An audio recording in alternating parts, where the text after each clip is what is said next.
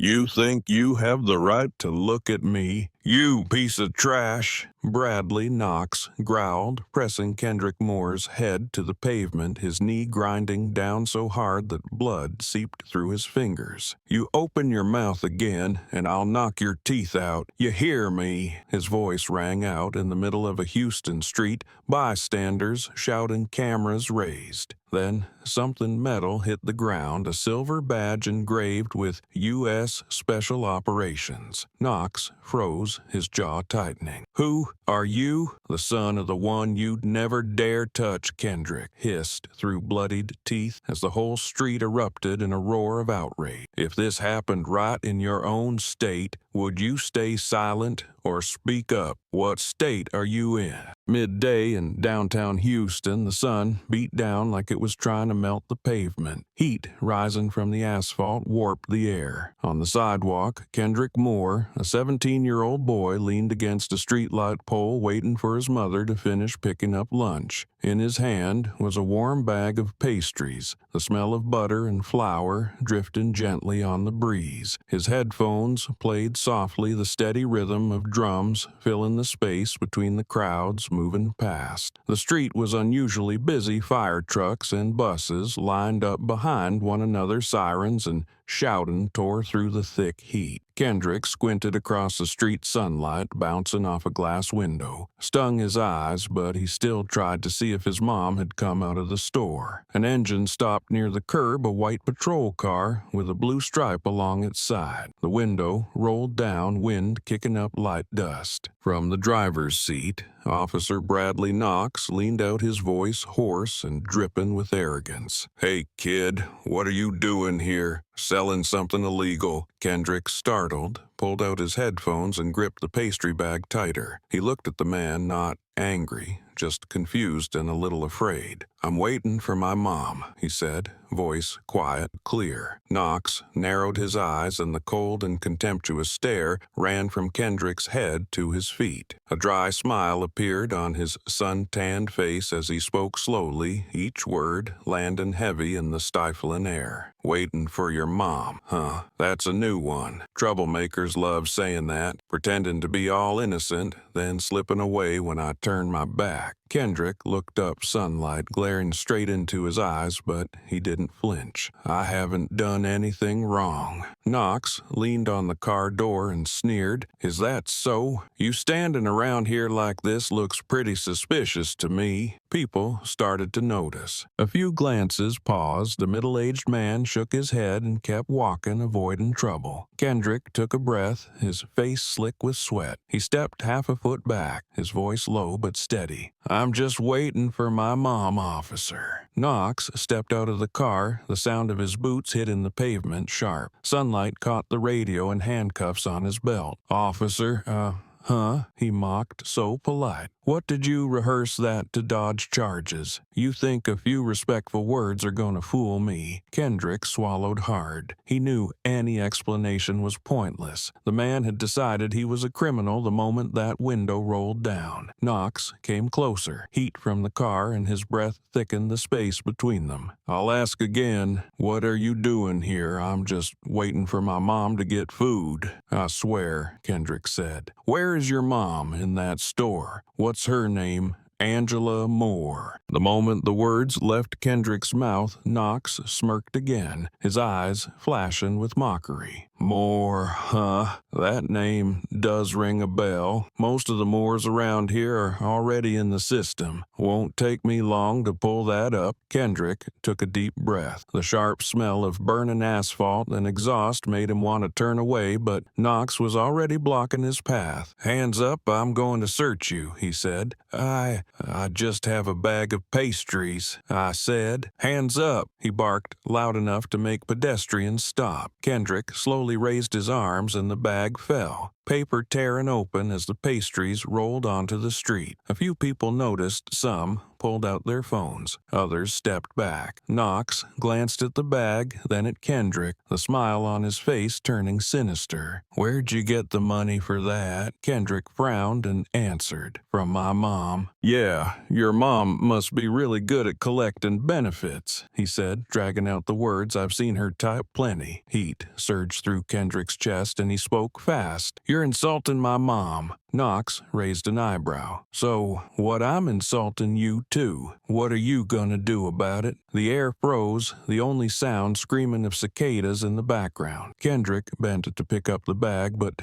before his hand could reach it, heavy boots stepped in and Knox's large hand grabbed his collar, yanking him upright. "Don't play the innocent with me, kid," he growled, breath thick with cigarette smoke. "You're in my zone, and I don't like seeing people like you around here." Kendrick stumbled back, hitting the glass wall behind him, heart pounding in his chest. "You're doing something wrong," he said. "I haven't broken any law." Knox tilted his head, laughing dryly. "Wrong. Around here, I am the law." A bus stopped nearby, and a few passengers looked out through the windows, some raising their phones. Kendrick caught the reflection in their eyes, knowing at least someone was watching. He said softly, "You should stop." Knox leaned in close, voice low and dripping with spite. "I told you, don't tell me how to do my job. Your kind only knows how to start trouble and cry foul." Each word landed like shards of broken glass. Amid the engines and burning sunlight, Kendrick could feel the weight of that contemptuous stare choking the air around him. He didn't shout, didn't argue. His gaze, steady and heavy, made Knox uneasy. "What are you looking at?" he snapped. "I'm looking at a man who forgot he's a cop." The words stopped Knox's mouth for a second. Then he let out a dry laugh, stepped half a foot back, voice dragging, clever. "You think you're smarter than me? Fine. Stand there. Let's see how long you last." Above them, the sun still burned, casting long shadows of the two figures onto the pavement. For a second, a breeze swept by, lifting a small slip of paper from Kendrick's bag and carrying it to a stop at Knox's feet. He bent down and picked it up. A glint of metal caught the sunlight, but he didn't notice. In that strange, still moment, everything went quiet, and the real storm was just beginning. The heat rising from the pavement was thick with the smell of gasoline and melting plastic, making the air heavy. Kendrick stood there clutching the crumpled pastry bag, eyes fixed on the store where his mother was. Amid the flow of passing people, he noticed an odd silence around him. The silence of curious stares, of footsteps slowing but not stopping. A sharp metallic clang rang out as Bradley Knox slammed his hand against a trash can beside him, the echo making a few people flinch. "I told you to stand up straight," he shouted, voice sharp like steel. The blow was hard enough to knock the bin over, sending garbage spilling across the curb. A soda can rolled to Kendrick's feet, kept going, then burst, spraying liquid on his shoes. He lifted his head, the harsh sunlight stinging his eyes. His voice was calm but hoarse from the tension. "I am standing, officer." Knox looked him over from head to toe, lips curling into a crooked smile. "Don't teach me what standing looks like. That attitude of yours is asking for a slap." He stepped closer, the distance now tight enough for Kendrick to feel his hot breath. Kendrick caught the mix of old cigarettes and stale sweat in the air. He tried to keep his gaze steady while his hand trembled at his side. Beads of sweat slid down his neck and dripped onto the crushed pastry bag. He knew one wrong move, one wrong word, and everything could spiral. A middle-aged man walked past, hesitated briefly, then murmured to the woman beside him again. They both lowered their heads and kept walking quickly as if afraid of being dragged in. The air felt so dense that you could almost hear heartbeats. Knox kept staring at Kendrick, but his eyes were no longer those of someone doing a job. They were hunting for a reason to explode. "You know what I hate most?" he asked, voice dropping. "I hate the ones who play innocent, say 'sir'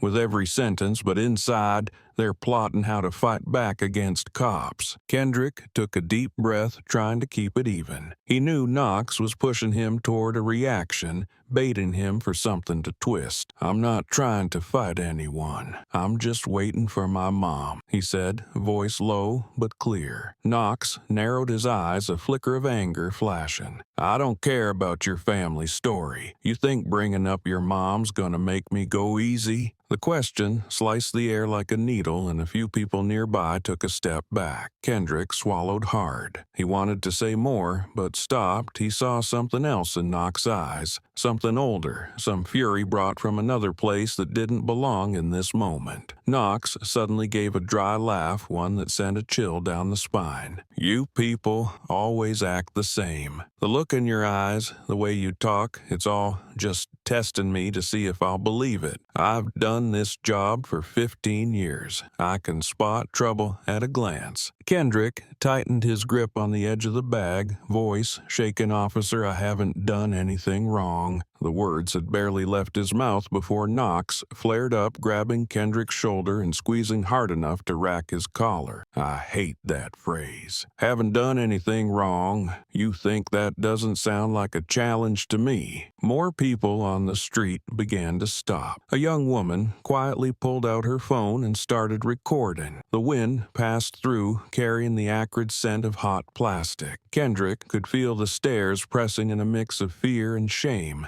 tightening in his chest. "You're scaring people," he said, voice breaking. "Good," Knox replied. "Fear teaches respect." He gave Kendrick's shoulder a small shove. "Look up. I want to see exactly what kind you are." Kendrick obeyed, his face fully exposed under the sun, black eyes reflecting the officer's shadow. For a second, Knox seemed to hesitate, but then the sneer returned. "I'm guessing you're just like your father. Tremble in front of power, raise hell in the streets." Kendrick froze. The words knocked him back a step, his voice coming out weak. "You don't know anything about my father." Knox tilted his head. "Is that so? I don't need to. You got the same look all of you lack. The world owes you something." He gave a short, bitter laugh, then stepped in again, voice dropping heavy. "Now I'm saying it one last time. Stand up straight, hands out front, eyes on the ground. That's how you talk to a cop." A woman holding a small child stopped nearby, trembling as she pulled out her phone and muttered, "Oh my God, what is he doing?" But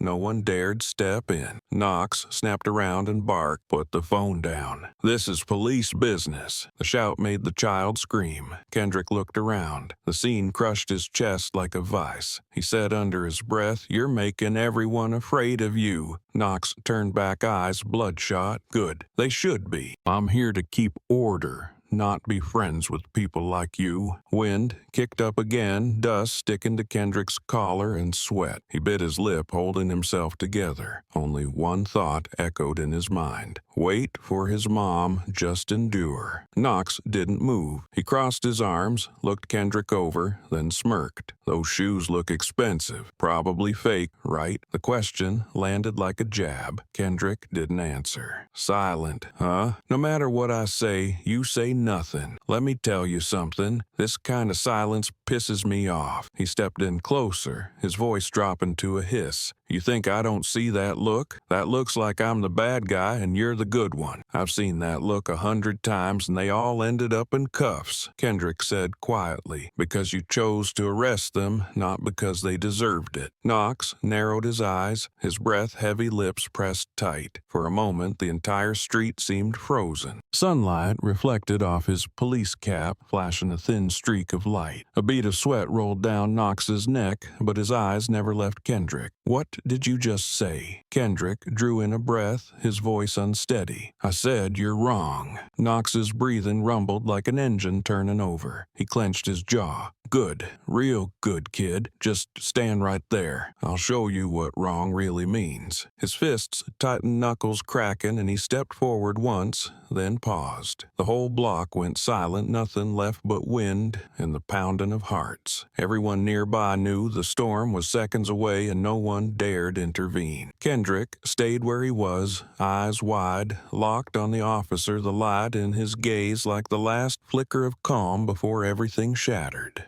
In front of the glass storefront, sunlight reflected harshly off the pavement, casting the overlapping shadows of two figures onto the polished tiles. Inside, employees and customers stood behind the transparent window watching in silence, none daring to step outside. The dry wind swept through the row of buildings, carrying a flyer across the street until it stopped at Kendrick Moore's feet. The teenager stood face to face with Officer Bradley Knox, his expression hardened by tension. Knox stepped closer, his police cap cutting off half the sunlight from Kendrick's face. He pointed directly. "Hands up, I'm going to search for you." The command came out cold and hollow, like it had been broadcast from a metal speaker. Kendrick obeyed slowly, raising his hands to shoulder height. The motion caused the pastry bag to slip from his grasp, the box inside rolling several meters until it stopped at the store's entrance. The sound was soft, but rang clearly in the stillness of the street. A bead of sweat fell from Kendrick's chin onto the pavement, vanishing in the heat. Knox circled around him, eyes scanning, voice slicing through the air like a blade. "Where'd you get the money? Steal it or beg for it?" Kendrick swallowed his throat dry and spoke quietly. "My mom gave it to me." Knox laughed short and rough like sandpaper. "Your mom must be really good at collecting benefits." The words landed heavily, freezing several nearby onlookers. A delivery worker across the street stopped his bike, gripping his phone. A woman in a white blouse covered her mouth, eyes welling. The atmosphere around them was so taut you could hear the wind hitting the signboards. Kendrick lowered his arms, voice trembling but steady. "You're insulting my mother." Knox leaned in their faces inches apart. "So what?" "Yeah, I'm insulting her. What are you gonna do about it?" His breath reeked of smoke and sweat, making Kendrick nauseous. He turned his head, eyes drifting to the right where a large glass window reflected the entire scene. In the reflection, he saw himself and Knox, clearly one standing still, the other looming over. The sunlight made their shadows merge into one dark streak. Knox turned and caught the image too, letting out a laugh. "Look at that. You and me, we're the same now, in the same frame. One gives the orders, one takes them. That's the order." Kendrick took a long breath, then looked him straight in the eye. "No, that's fear." His voice carried just enough for those nearby to hear. In the cafe across the street, a man slowly set down his cup, his gaze weighted and still. Knox frowned, his voice dropping low as if trying to hold back his anger, though the contempt still bled through.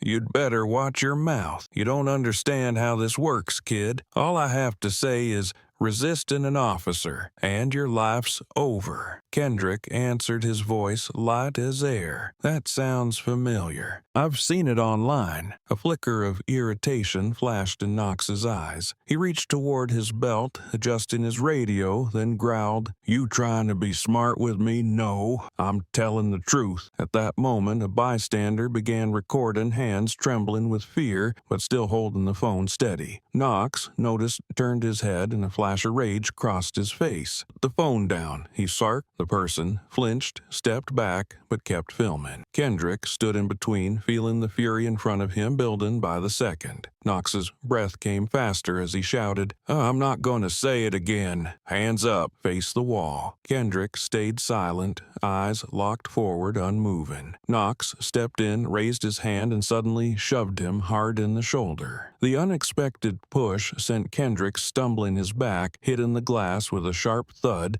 a faint smear of dust blooming and then fading. The crowd gasped quietly. Someone took a step forward, then stopped afraid. Kendrick slipped slightly, almost falling, but managed to keep his balance. His eyes widened, breath quickened. He didn't strike back, didn't curse. He simply stared at Knox. That look made the officer freeze for a second. Knox tilted his head, the mocking smile returning. "Good. Just stand there and keep looking. Let's see how long you last." A strong gust of wind lifted the old flyer from the ground, slapped it against Knox's chest, then dropped it. Kendrick said softly, "You're being recorded." Knox laughed dryly. "So what? They record hundreds of videos a day, then they disappear like dust. You think anyone cares?" His voice was sharp, but his eyes started to shift as more phones appeared in the air. A college student from the cafe across the street yelled, "The cop's assaulting him." The shout triggered the crowd. Dozens of cameras lit up. Knox turned furious, face flushed red. He stepped toward Kendrick, gripping his shoulder hard, shoving him again, this time harder. "You learned your lesson yet," Kendrick replied through heavy breaths. "The lesson about humiliation." Knox's face darkened, his eyes filled with hate. "The lesson about who holds power." He shoved a third time so hard that Kendrick's back hit the edge of the glass door. The impact made people inside the store scream. A small crack appeared, trailing from the corner of the window downward like a fracture in water. A child clung to his mother, screaming. The mother held him tight and shouted, "Stop!" Knox heard none of it. In his ears, there was only the sound of his own heavy breathing. Kendrick struggled to stay upright, one hand pressed to his chest to brace against the push. Blood dripped from his lips, staining his shirt. Through clenched teeth, he said, "You're showing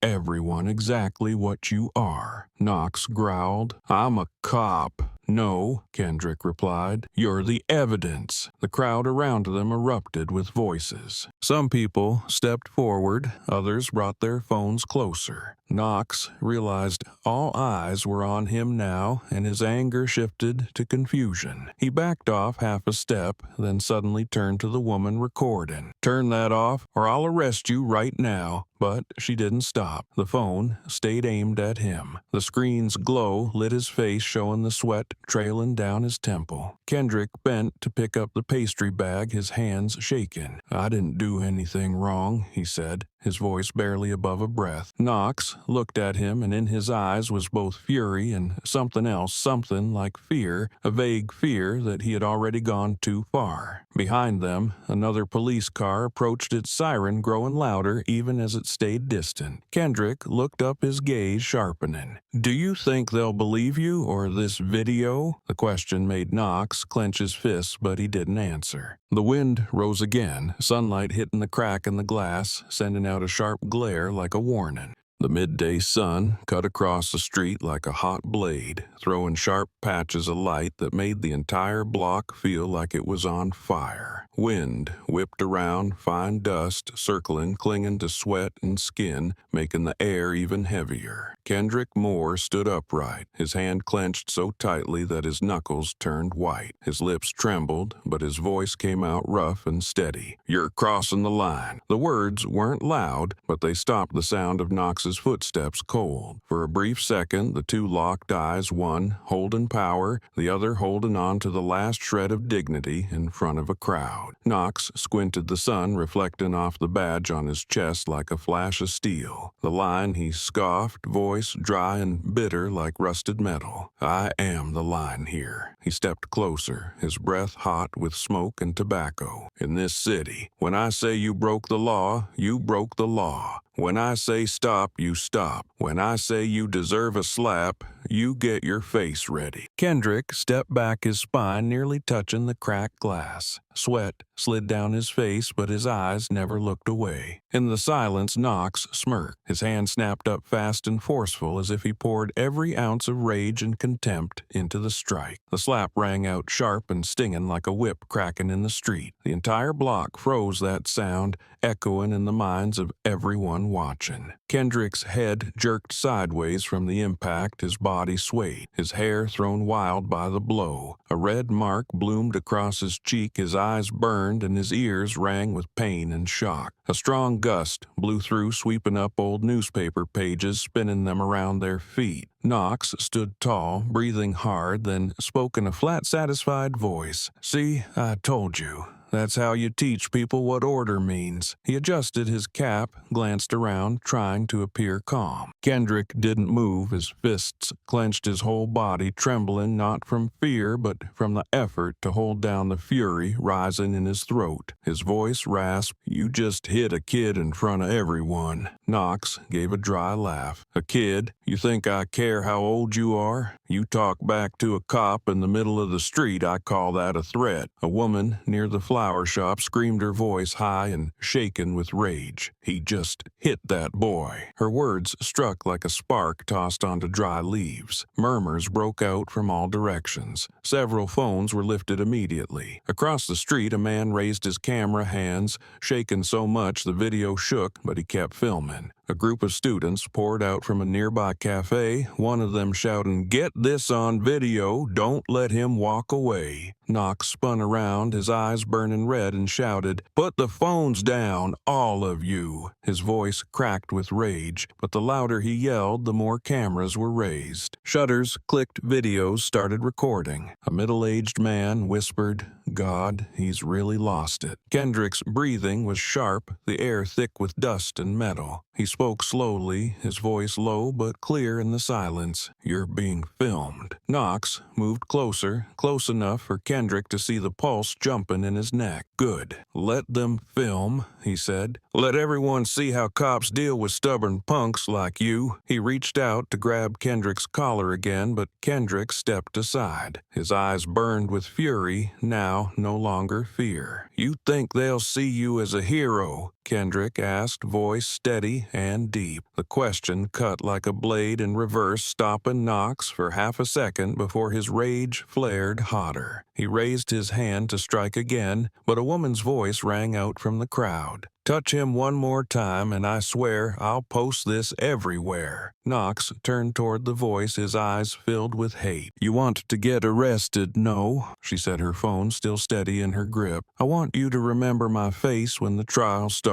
Her words lit up the crowd. Shouts rose, people yelling, "Keep recording." Kendrick didn't move. His cheek was swollen and red, but his eyes stayed locked on the man in front of him. The wind blew strands of hair across his forehead. His breath slowed and the fury in his stare turned cold. "You call yourself a protector?" he asked. Knox shouted, "Shut up," and lunged forward, but his hand was blocked, stopped by the crowd. A man stepped in, standing between them. "That's illegal," he said. Knox screamed, "Step back. This is police business." A siren echoed in the distance, maybe from another patrol car. Knox hesitated, glancing around. Too many cameras, too many eyes. He dropped his hand, his face shifting from rage to icy calm. "Fine, just stand there and watch, all of you," he said loudly. "Let's see what it costs to interfere with police work." He turned back to Kendrick, the crooked smile still lingering. "You think that slap humiliated you?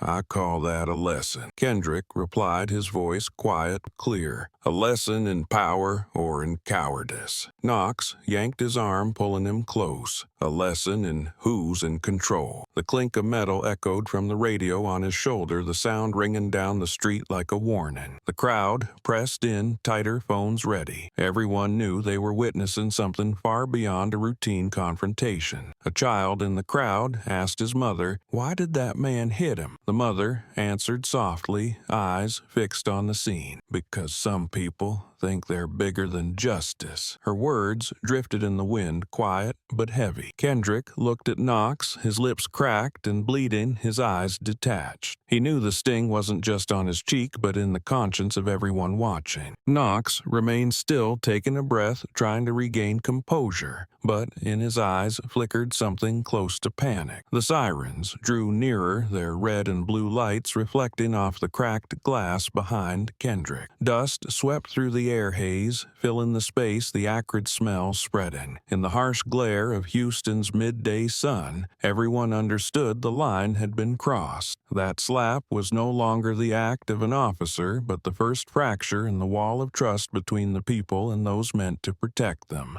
The sun beat down hard on the pavement, its glare bouncing off the hot asphalt, warping the air like smoke. The crowd slowly gathered around the two, every stare a mix of fear and curiosity whispers, rippling like a small wave. Kendrick Moore stood in the middle of that invisible circle, the red mark from the earlier slap still visible on his face, but his eyes didn't lower. He took a deep breath, the air thick with exhaust and sweat. Knox still stood in front of him, fists clenched, eyes blazing with anger. He could feel the control he was used to slipping, and the only thing left to hold on to was action, not reason. He glanced quickly around the crowd, spotting several people with phones raised, lenses pointed straight at him. the screen lights reflecting off his badge. He stepped forward half a pace, reached up to his shoulder fingers, brushing the small body camera pinned to his chest. A faint click sounded. The green light blinked off, replaced by a dull shadow where it used to flicker. He exhaled hard, like snuffing out a flame. Kendrick watched the motion clearly and spoke, voice rough but loud enough for those nearby to hear. "You just turned it off with your hand." The words cut through the silence like a blade. People froze. Someone whispered, "Oh, God." He turned off the camera. Knox turned eyes, flashing a warning. "Shut up, you worthless black trash." He snarled, every word hitting the ground like a stone. "You think anyone's gonna believe you?" A few people stepped back instinctively, fear spreading fast, but some phones stayed up. Kendrick inhaled deeply, his chest rising and falling, his hand still clutching the crumpled bag. He answered, his voice small but carrying unexpected weight. "One day they'll watch it back." Knox laughed, but it was no longer mockery. It was anger laced with fear. He leaned in, close, breath hot. "If you lived that long." The words ignited the already tense air. Someone in the back gasped and took another step away. A girl in the crowd gripped her phone tighter and whispered, "Oh my God, he really said that." Kendrick felt his heart pounding like hammers in his chest, but he didn't step back. His eyes stayed locked on Knox. What Knox saw in them wasn't fear, it was silent defiance. The wind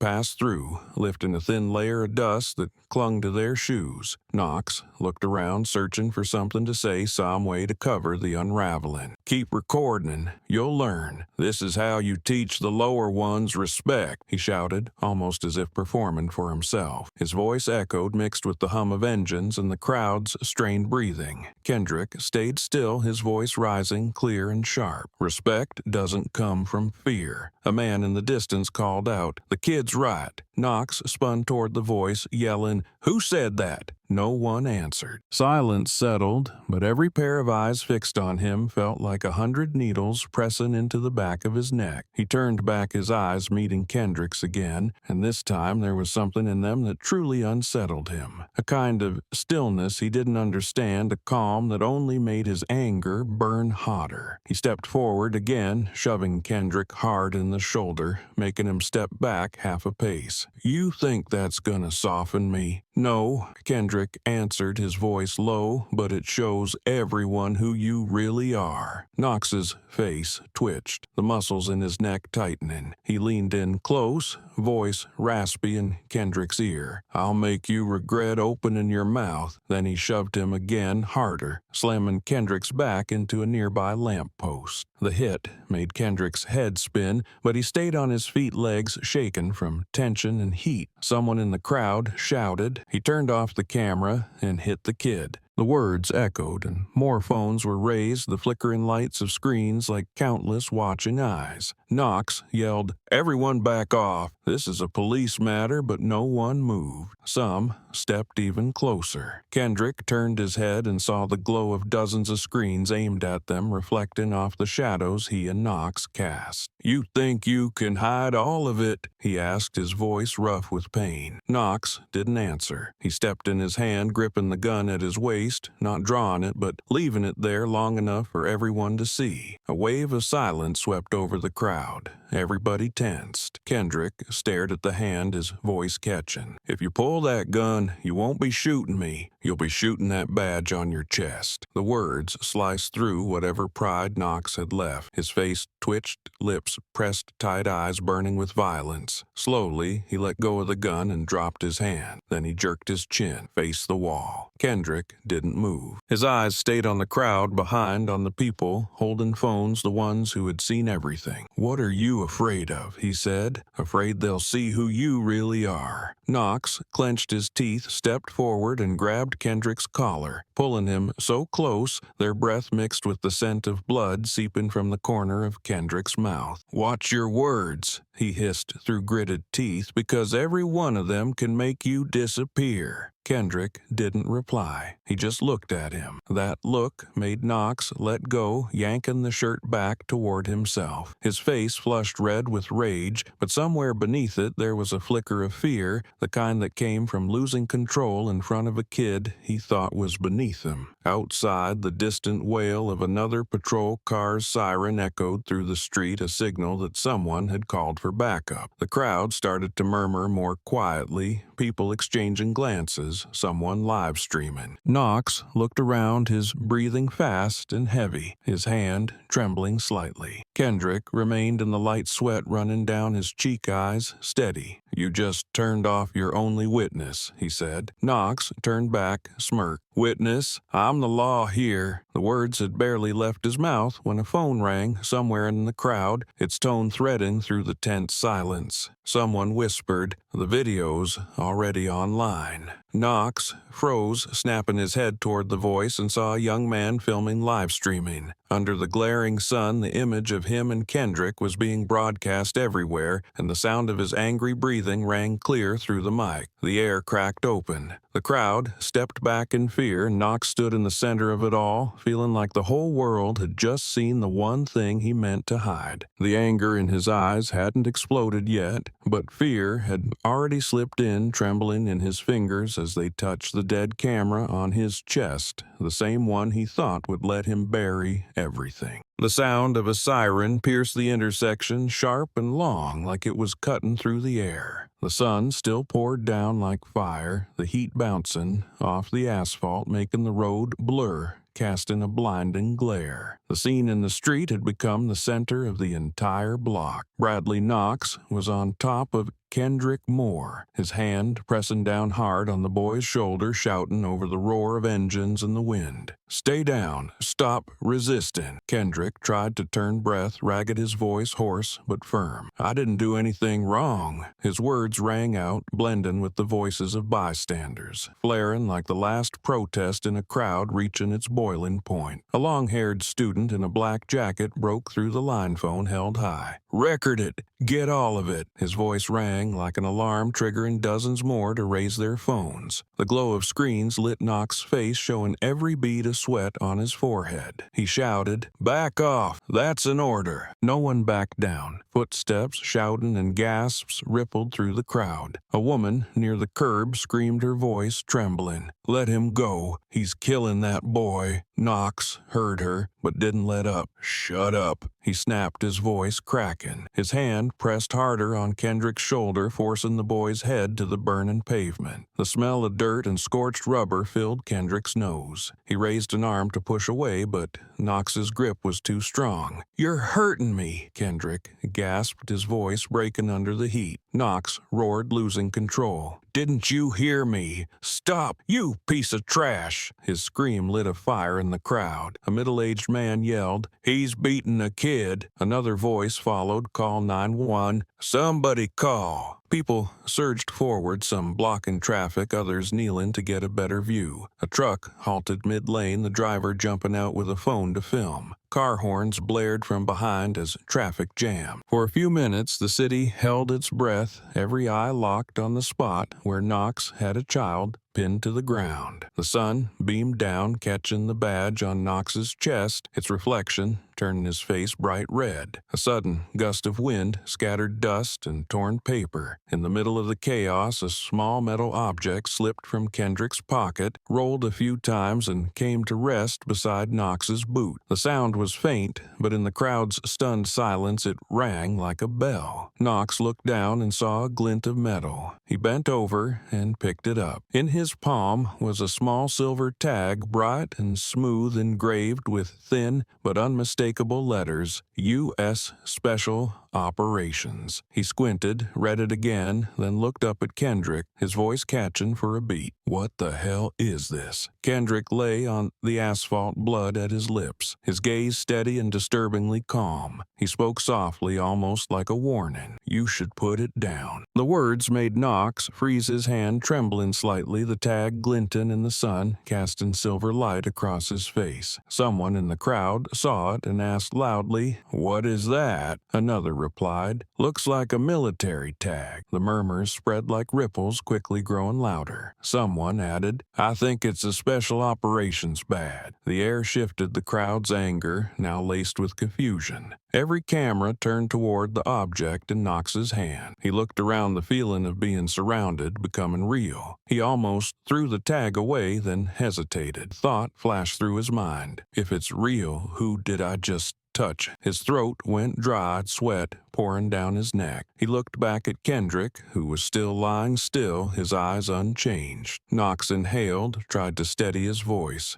"Where'd you steal this from?" Kendrick's lips curled slightly, voice clear despite the pain. "From my father." The words hit hard, drawing gasps from those nearby. A woman exclaimed, "His dad's in special ops." The question rippled through the crowd, followed by dozens of voices whispering. Knox leaned in, nearly snapping, "You're lying." But the strength was gone from his tone. His eyes flickered, grasping at the last thread of control. "You're saying your father's military, is that it?" Kendrick looked him dead in the eye, the blood on his lip now dry. He answered slowly, "Yes, and he knows how to deal with men who cross the line." The sentence made Knox jerk upright, stepping back half a pace as he looked around, seeing every phone still aimed at him. A wave of heat blew through, kicking up dust in a swirl, making the air seem to shiver. "Turn those damn phones off," he shouted, but no one listened. A voice in the crowd rang out, "He's scared now." Another scoffed, "Picked the wrong kid today." The noise collided, chaos building in the street. Kendrick pushed himself up slowly, bracing on one arm. Knox saw and lunged, trying to force him down again, but two men from the crowd stepped in and blocked him. "That's enough. He's bleeding," one said. Knox shoved at them, but his strength was fading, his voice rough. "Back off, all of you." A college student still filming shouted, "We're sending this to the press." Knox heard it, and his face shifted from red to pale. The scene dissolved into chaos. Half the crowd surged forward, the other half shouted. A distant siren signaled more police on the way. Knox looked around, his eyes darting in panic. He knew this had slipped far beyond his control. His hand still gripped the silver tag, and its glare so bright he squinted against it. When he opened his eyes, he saw Kendrick standing a few steps away, his face streaked with sweat and blood, but his gaze still cold. "You'd better hope no one finds out who my father is," Kendrick said. Knox pressed his lips together, rage blending with fear, his eyes drifting. A man in the crowd called out, "If the kid's telling the truth, that cop just committed a serious crime." Silence fell. Knox dropped the tag and stepped back, but every camera followed. The wind blew harder, dust spinning thick through the light, and in that glare, the image of the officer standing still with clenched fists hung in the air, as if he had just lost something greater than authority, his control, in front of a crowd, in front of a justice taking shape through the furious eyes that now surrounded him.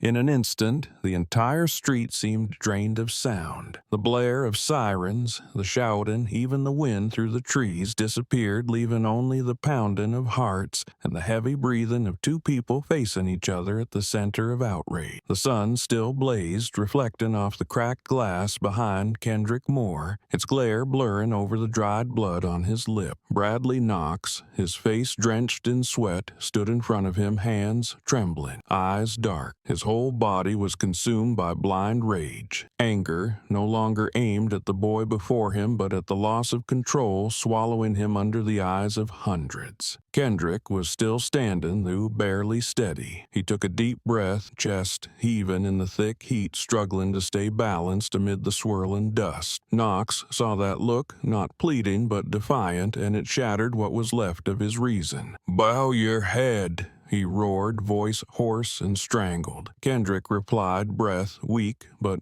words sharp. "They're watching you." The sentence sliced straight through his pride. In that moment, Bradley Knox shoved hard, both hands slamming into Kendrick's shoulder, sending his whole body backward. The push was so hard he couldn't react. Kendrick's head hit the edge of the curb with a sharp crack, tore through the silence. Blood spread quickly, seeping into the cracks of the pavement like red ink. The crowd erupted in screams. "Oh my God, call an ambulance! Help him!" Several people knelt. Others rushed forward, but Knox spun around, yanked the handcuffs from his belt, raised them, and shouted, "Back up! Anyone moves, you're under arrest!" His voice cracked in panic as chaos broke loose. A woman knelt beside Kendrick, trembling as she held her phone. "He's bleeding. Oh, God, call 911. Kendrick lay on his side, his breathing faint, but still there. Through the burning pain, he felt the scorching asphalt under his cheek smelled blood mixed with smoke. Knox bent down, hand gripping the cuffs, eyes wild, and flipped Kendrick over, pressing his knee into his back so hard it broke his breath into fragments. "I told you to stay down," he hissed through his teeth. "You think being black gives you the right to mouth off?" His words were venom spilling into the air, caught on hundreds of recording phones, creating one of the most horrifying scenes the city had witnessed in years. A young man shouted, "He killed that kid." A woman broke down, crying,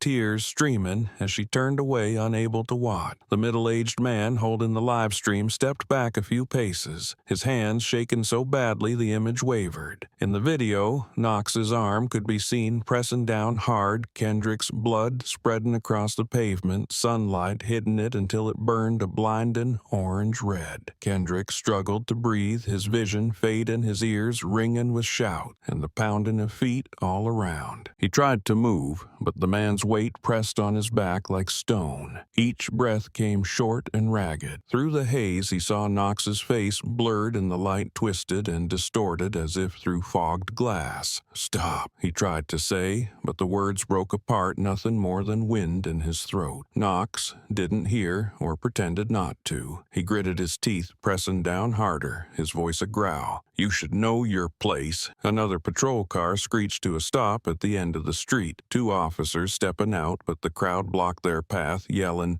"Don't let him hit him again." Knox kept pressing down his eyes, bloodshot, veins bulging at his neck. He shouted, shaking, "I said, stay down. You made me do this." Kendrick's lips parted, blood pooling at the corner of his mouth. He looked forward, catching glimpses of faces in the crowd, strangers terrified, yet their eyes were fixed not on him, but on the man with the badge, with a disgust deeper than fear. A drop of blood slid down his chin and fell onto the burning asphalt, evaporating instantly. Kendrick whispered, his voice thin, but cutting through the shattered air like a warning. "You just made the biggest mistake of your life." Knox leaned closer, his face near Kendrick's ear, breath heavy and fast. "Shut up." Kendrick forced out each word, trembling. "They're all watching you." That made him pause. For a moment, the sounds returned, the crying, the shouting, the rising wail of sirens from a distance. Someone in the crowd screamed, "He's bleeding too much. That cop's lost it." Knox flinched, turned, and saw people rushing toward him. He stepped back, still clutching the metal cuffs. Kendrick's wrists were bound, the silver shining under the sunlight, streaked with red, glinting like an accusation. A nurse from a nearby pharmacy ran out with bandages, kneeling beside Kendrick. "Move, let me see," she said, trembling as she placed her hand on his neck to check for a pulse. Knox backed away, muttering under his breath. He resisted. "I followed procedure." But his voice was fading, lost beneath the roar of outrage. The man holding his phone shouted, "I've got it all on video." He turned off his camera and attacked him. The chaos unfolded like a tragic play stretched to its breaking point. On the pavement, Kendrick's blood spread into a red half-moon, stopping at the edge of the curb. The sunlight struck it, turning the crimson into a copper glow, shimmering and haunting. Knox looked down at his hands covered in dust and blood. He stepped back, cold sweat breaking across his skin, eyes wide as other officers ran toward him. In that instant, the familiar feeling of control he'd always owned vanished, replaced by a terrifying emptiness in his chest. Kendrick was lifted gently, his eyes barely open, unfocused. He saw faces, heard voices, but they stretched and blurred, fading away. Just before losing consciousness, he saw Knox standing there, panicked and gasping, and whispered with the last breath of awareness, "Justice will find you." His eyes closed while Knox stumbled back through the furious crowd, the shouting crashing down on him like hammer blows. The wail of the approaching ambulance drew closer, its red and blue lights flashing across his face. And in that moment, he knew his image was already captured, and no badge would ever wash away the blood of the child on the street. Night fell over Houston, the flashing blue and red lights from patrol cars flickering endlessly, reflecting off the blood-streaked pavement. The smell of exhaust, mixed with burnt rubber and metallic tang, hung thick in the air. The intersection where Kendrick Moore had fallen was now sealed off, yellow tape stretched across it, the crackle of radios blending with the clicks of camera shutters. People crowded across the street, phones raised their faces lit by the glow of their screens, weary and angry. A few drops of rain began to fall, dissolving into the half-dried blood spread in faint red trails across the concrete. As paramedics lifted the stretcher into the ambulance, the siren wailed sharply, cutting through the night. Still, the crowd didn't leave. They whispered, recorded, uploaded, shared. Within minutes, the first video hit social media. The caption appeared in white text over a black background, short and cold. "He beat the wrong kid." The image followed a police officer with his knee on a black teenager's back, red lights flashing across a trembling face, a drop of blood falling to the ground. The shouts, the cries, and the pleas of "let him go" echoed through the clip, making it hard to breathe. Within an hour, the video spread across every platform, shared millions of times, becoming the nation's focus overnight. In the comments, hundreds of thousands raged. Who is he? What's happening in Houston? Who's this kid? The questions piled on each one, fueling the storm. A local TV station cut its programming for breaking news. The anchor's voice trembled slightly. Houston police accused of excessive force against a black teenager. The victim was identified as 17-year-old Kendrick Moore. At the bottom of the screen, the same words appeared: "He beat the wrong kid." Meanwhile, in a military base, over 200 kilometers from Houston, night had fallen over the headquarters of the Federal Special Operations Command. The only light came from a third-floor office where Colonel Damian Ross was still awake. Papers lay open across his desk, a regional map spread wide, and his phone buzzed non-stop with alerts. A young officer rushed in, breathless. "Sir, you need to see this." He placed a tablet on the desk, its screen playing a live stream watched by hundreds of thousands. Damian Ross glanced at the title, his brow furrowing. He tapped the screen and the sound filled the room. Shouts, orders, the chaos of the street, and the image of a boy lying on the pavement, blood soaking his collar. His breath caught. As the camera zoomed in, he saw the boy's face clearly. The fading eyes, the parted lips, trying to speak the thin streak of blood running from temple to neck. He sat up straight, gaze locked on the screen, his face frozen. His hand gripping the edge of the desk until his knuckles turned white. "Pause the video," he said quietly. The officer beside him obeyed immediately. The frame froze on the image of the policeman's knee pressed into the boy's back, his head striking the curb, a drop of blood falling. He stared, unblinking. A chill ran down his spine, not from shock but from recognition, the small scar near the collar, the blue rubber wristband on the boy's arm, the birthday gift he had given less than 2 months ago.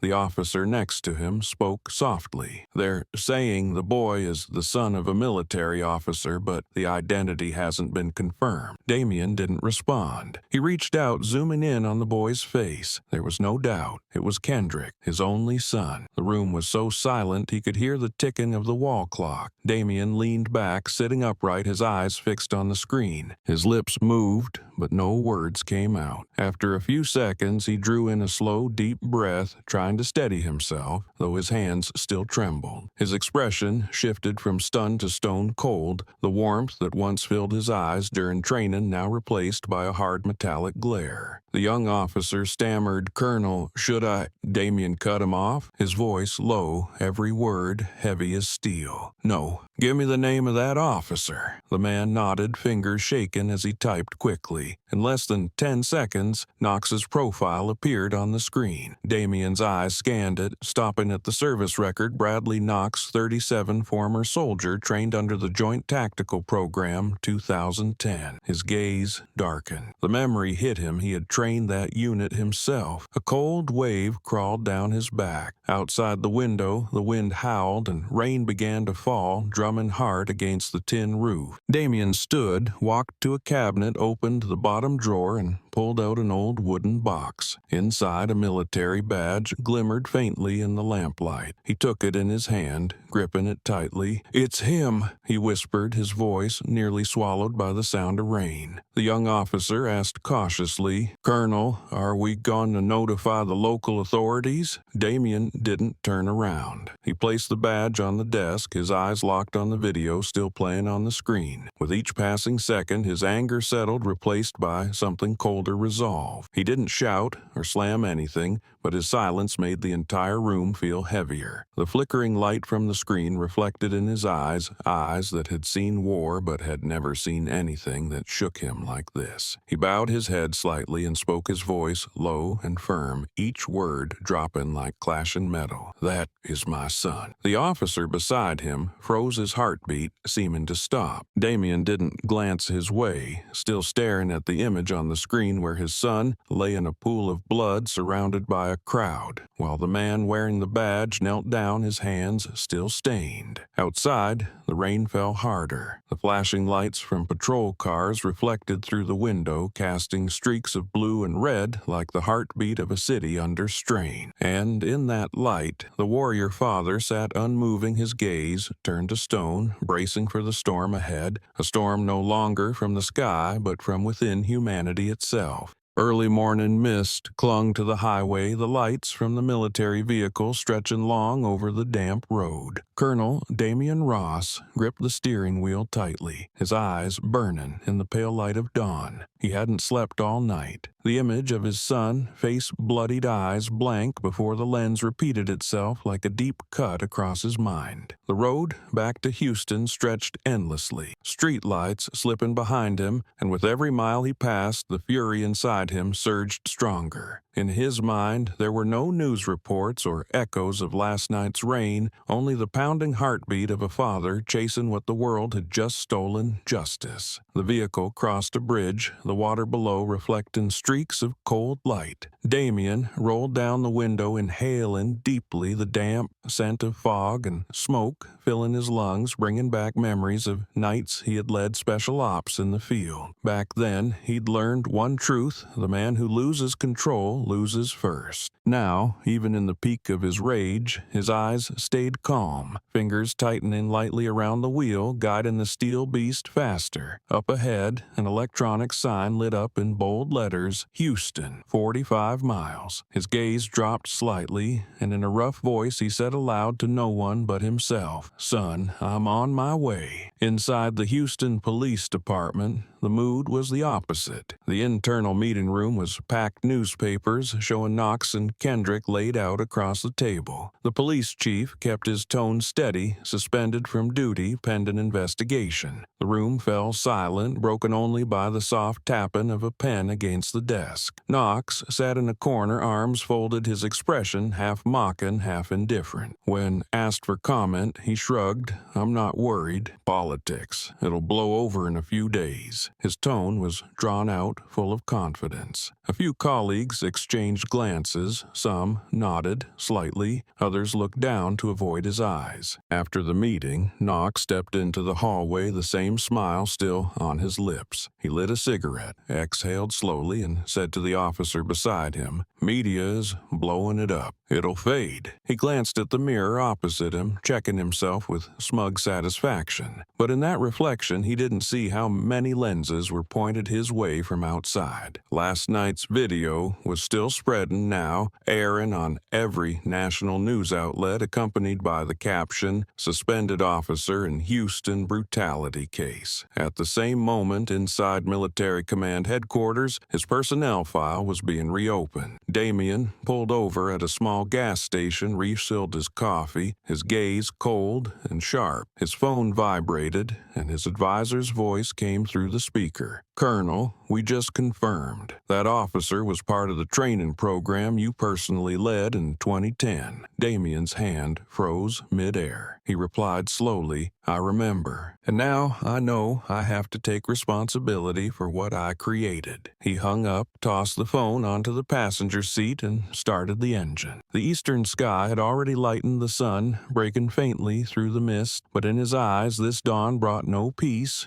only a vow to restore justice at any cost. When Knox returned to his apartment, he turned on the TV and smirked at the news headline, "Thousands Protest Demanding Prosecution of Officer." He tossed the remote onto the couch and muttered, "It'll blow over." But outside, sirens faded into the distance as a convoy of military vehicles entered Houston. In the lead car, Damien turned up the radio. A reporter's voice came through. Sources say, "The victim, Kendrick Moore, remains in critical condition." His lips tightened, fingers tapping the wheel, eyes focused on the mist-covered road ahead. Inside him, a storm was building, quiet, steady, but powerful enough to sweep away the lies waiting down the line. The conference room sat in silence, the ceiling fan spinning steadily, white lights casting a heavy glow on tense faces. Knox remained in the corner, flipping through a newspaper, smirking as if nothing outside concerned him. Outside, rain pattered against the windows, blending with the soft typing of report writers. Amid the thick air, a young officer leaned against the wall, phone in hand. He stared at the screen, then swallowed hard. Glancing at Knox, he stepped closer and whispered, voice slightly trembling, "You hit the wrong kid. His father is Colonel Ross." In that moment, the whole world seemed to freeze. Knox blinked, the smirk fading halfway. The fan, the rain, the footsteps in the hallway all seemed to vanish. He slowly looked up, eyes blank, not yet fully grasping the weight of the words. "What did you say?" "He's the son of Colonel Damien Ross, Southern Special Operations Command."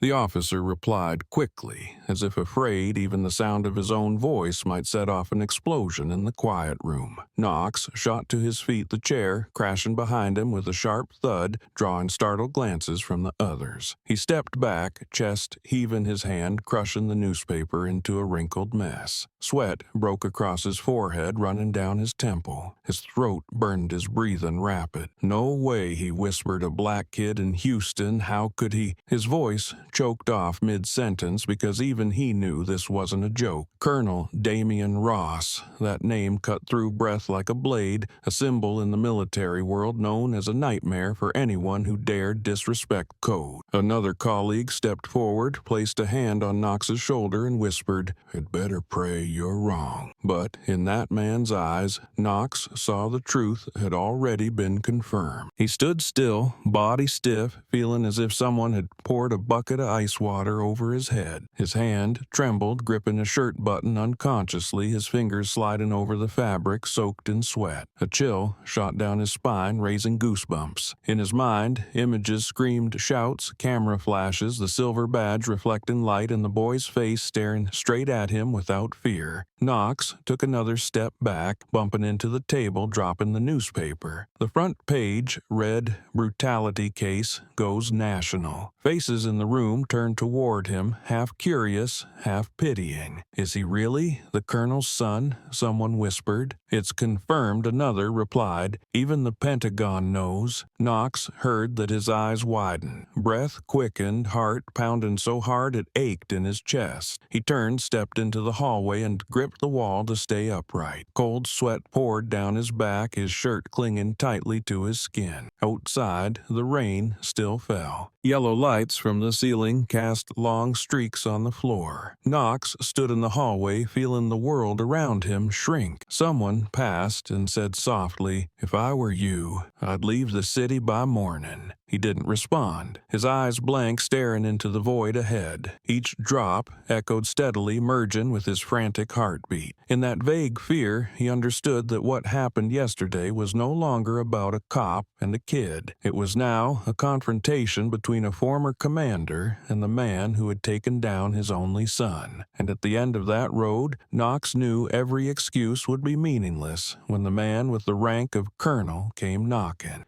Houston Central Hospital glowed bright against the bleak night. Cold, white lights stretched across the long hallway, reflecting off glass doors, casting pale, eerie streaks that chilled the air. The sharp scent of antiseptic hung thick, mixed with the rain still clinging to coats. The sound of military boots echoed steadily each step like a drumbeat heralding a storm. Damian Ross stopped outside the emergency room, his eyes cold as steel gaze fixed through the glass where a boy lay motionless among wires and breathing tubes. His hand gripped the doorframe, knuckles white, breath growing heavier in rhythm with the blinking lights above. The door swung open. A nurse stepped out and bowed her head slightly. "The boy's condition is stable, but he hasn't regained consciousness. We're still monitoring." Damien gave a small nod, his eyes never leaving the frail body on the bed. Kendrick's face was bandaged, only his bluish lips visible beneath the oxygen mask. In the harsh white light, he looked like he was sleeping, but to Damien the sight felt like a fist tightening around his heart. He turned away, his heavy footsteps echoing down the tiled corridor. At the end of the hallway, Bradley Knox leaned against the wall collar, wrinkled eyes sunken. Two internal affairs officers stood a few feet away, speaking in hushed tones, avoiding Damien's gaze. As he approached, every voice in the hall fell silent. Knox tried to smile crooked and strained his voice, barely steady. "I was following protocol, Colonel." The words fell, but dissolved quickly in the cold air. Damien stopped in front of him, silent for a long moment, his eyes locking onto the ones trying to look away. "Protocol," he repeated, his voice low and heavy like it dropped straight to the floor. "What protocol teaches you to pin a child to the ground until he bleeds?" Knox swallowed hard, his voice shaken. I didn't know he was your son." Damien stepped in closer, his breath calm but his eyes burning. "Didn't know," he said slowly, each word slicing through the silence. "So, if he were someone else's child, you think what you did was right?"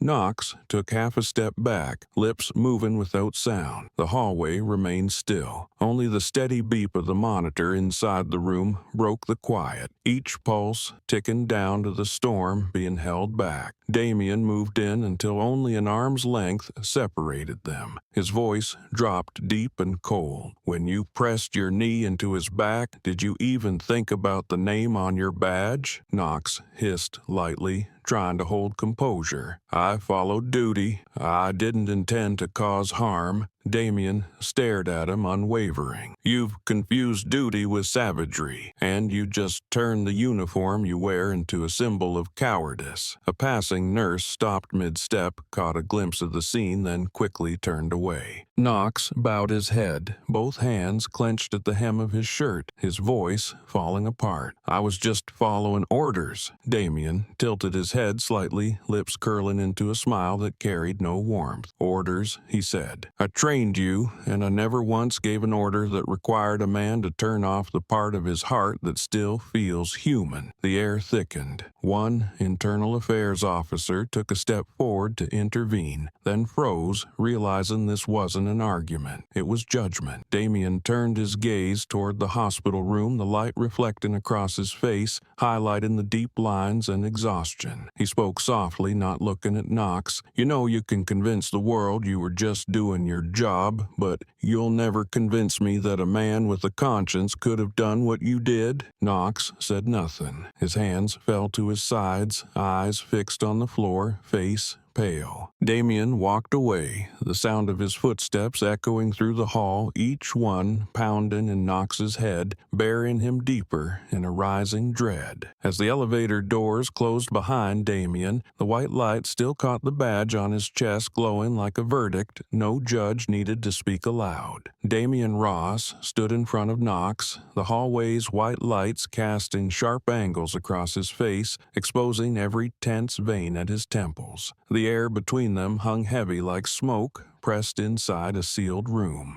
Knox lowered his head, avoiding the stare, hands clasped together, but his thumbs trembled uncontrollably. Damien's words came low and tight, each syllable dropping like a hammer on steel. "Is your protocol built on crushing human dignity?" The hallway seemed to reverberate with the weight of his voice. It wasn't a shout nor an insult. It was a cold, cutting certainty that left Knox frozen. He lifted his head, eyes scanning for someone to step in, but no one dared. An internal affairs officer near the door stepped back, avoiding Damien's gaze. Knox tried to speak, voice shaken. "I followed procedures. I meant no disrespect." Damien didn't answer. He took a single step closer, his eyes gleaming like blades under the hospital lights. "Procedures," he repeated, voice dropping even lower. "What procedure teaches you to slap a boy, force someone to their knees in the street, then switch off your camera to bury the truth?" Each question hit with weight, silencing Knox. He backed away another step, lips moving, but his throat locked shut. Damien continued, his voice still low but sharper now. "You call that duty? You call what you did law enforcement?" He paused, his eyes locking onto Knox. "I call it cowardice. The moment a man with a gun forgets what he exists to do." Knox took a deep breath, his throat dry, heart pounding. Damien's stare was too much to meet. He lowered his head and stammered, "I didn't know.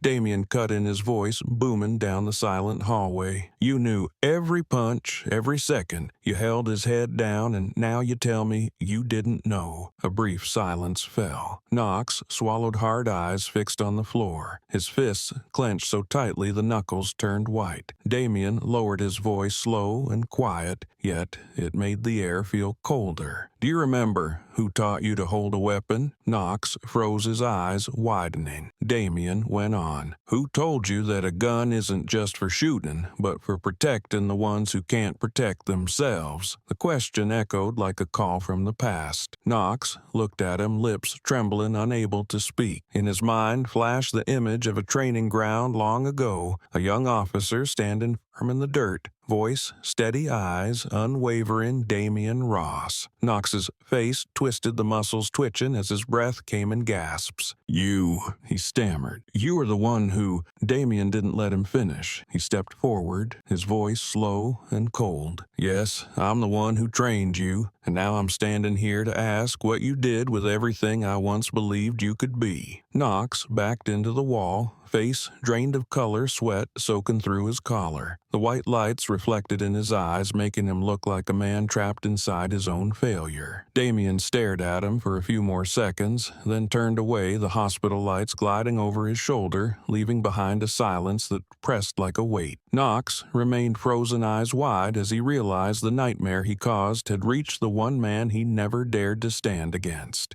Night fell over the base, weak yellow lights, casting a glow over cold gray concrete walls. The military office was so silent you could hear the wind whistle through the cracks in the door. Damien Ross sat alone behind his desk, a thick personnel file, newly delivered from the Central Archive, open before him. He turned each page slowly, his calloused fingers stopping at the section for the training officer's signature. Beneath the line reading Joint Tactical Training Course, 2010, was a neat, familiar signature, Damien A. Ross. His eyes froze, his lips tightened. A heavy breath escaped into the stillness of the room. The papers smelled of age, the musty scent of damp and dust rising, bringing back memories of a time he believed he was forging defenders of ideals. Next to the trainee list was a group photo, the flash illuminating the young soldiers standing in formation, their eyes bright, faces proud. In the second row, far right, stood a young man with a cold stare and a proud smile, Bradley Knox. Damien sat still, his eyes fixed on that face, now the symbol of a betrayal of everything he once believed. A memory surfaced like dust stirred by wind of himself, standing in the training field, his voice clear across the grounds, rule number 1, restrain with control, not with hate. The sound of his younger self echoed in his mind as Damien clenched his hand into a fist. Back then, he believed those words could stop a man from crossing the line between protector and oppressor. But now, the very man who once listened to that lesson had used hate to subdue a child. He leaned back in his chair, closing his eyes,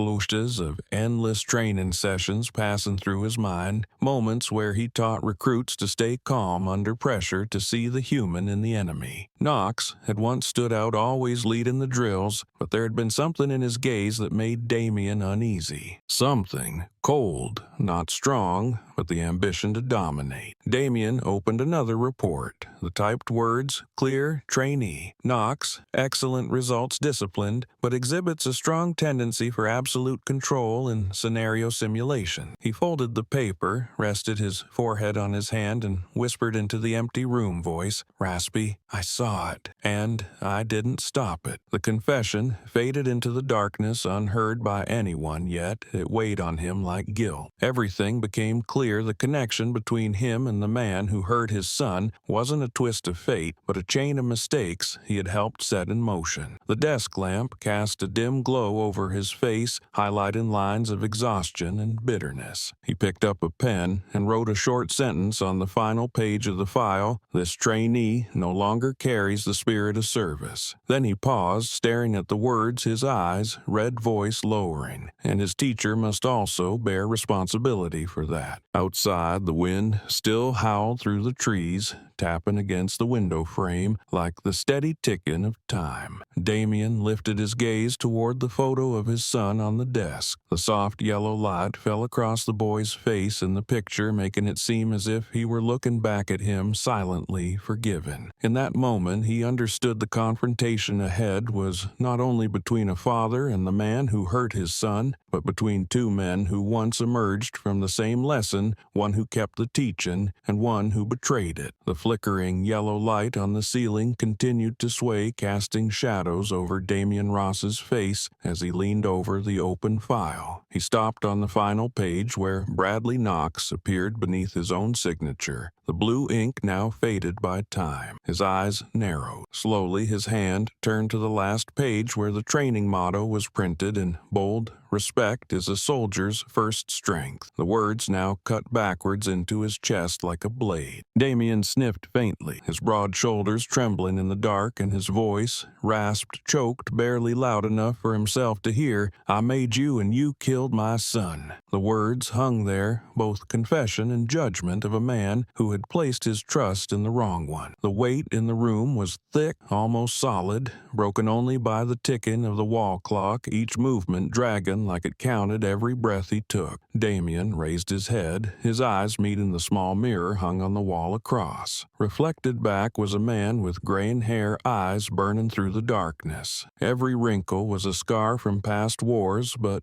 tonight one more was added, the guilt of a father. He spoke, his voice low, steady. I used to believe I was training defenders of justice, but turns out I raised a monster. The sentence echoed briefly, then faded into the hum of the ceiling fan, leaving behind a silence heavy as stone. Damien pushed the file aside, reached into a drawer, and pulled out an old photograph, one taken at the graduation of that year's training class. The rows of men stood, tall, young faces beaming, and there he was in the middle, smiling with pride. He stared long at Knox's face in the picture, then looked down at the photo of his son lying beside it. One man he had once trusted, and one who had given his life meaning. Now, both images sat on the same desk like a cruel joke played by fate. Damien's gaze began to shift, no longer blurred with regret, but sharpening clear and cold as steel. He stood up, walked toward the window, his hand clenched into a fist. Outside, the wind blew hard and branches knocked against the glass, creating a rhythmic sound like war drums echoing a decision in the making. Damien took a deep breath, his eyes fixed on the vast darkness beyond the yard where military vehicles lined up in rows. He spoke quietly,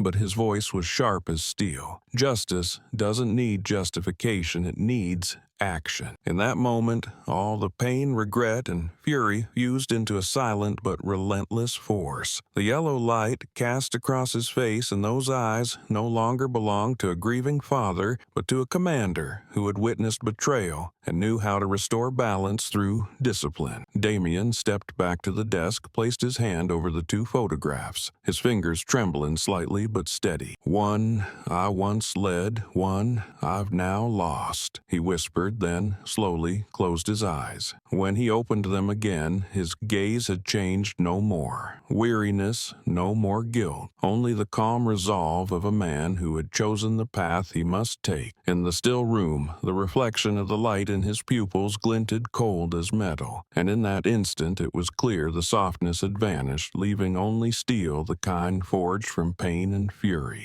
The interrogation room at the Houston Police Department was lit by a pale fluorescent bulb, its cold light making everything feel stiff and sterile. Overhead, a small black camera rotated silently, recording every movement inside the sealed room. The air was thick, as if someone had poured sweat smoke and tension into the four walls. Bradley Knox sat in the center, his wrists loosely cuffed to the metal table head slightly bowed, but his eyes held their usual arrogance. He leaned back in the chair, smirked faintly, and said in a raspy voice, "I followed protocol." The interrogator, across from him, scribbled a few lines, but didn't respond. That sentence had been repeated dozens of times since Knox was taken into custody, as if saying it often enough would make it true. The door behind him swung open. The sound of military boots echoed with purpose. The air in the room shifted instantly, and everyone inside went silent. Damien Ross stepped in his posture, straight, his gaze calm and chilling. He paused in the doorway, letting the hallway light spill over his shoulder and across the table where Knox sat. The young officer inside gave a slight nod and stepped back, making room. Damien pulled out the chair sat across from Knox, his movements slow but heavy with pressure.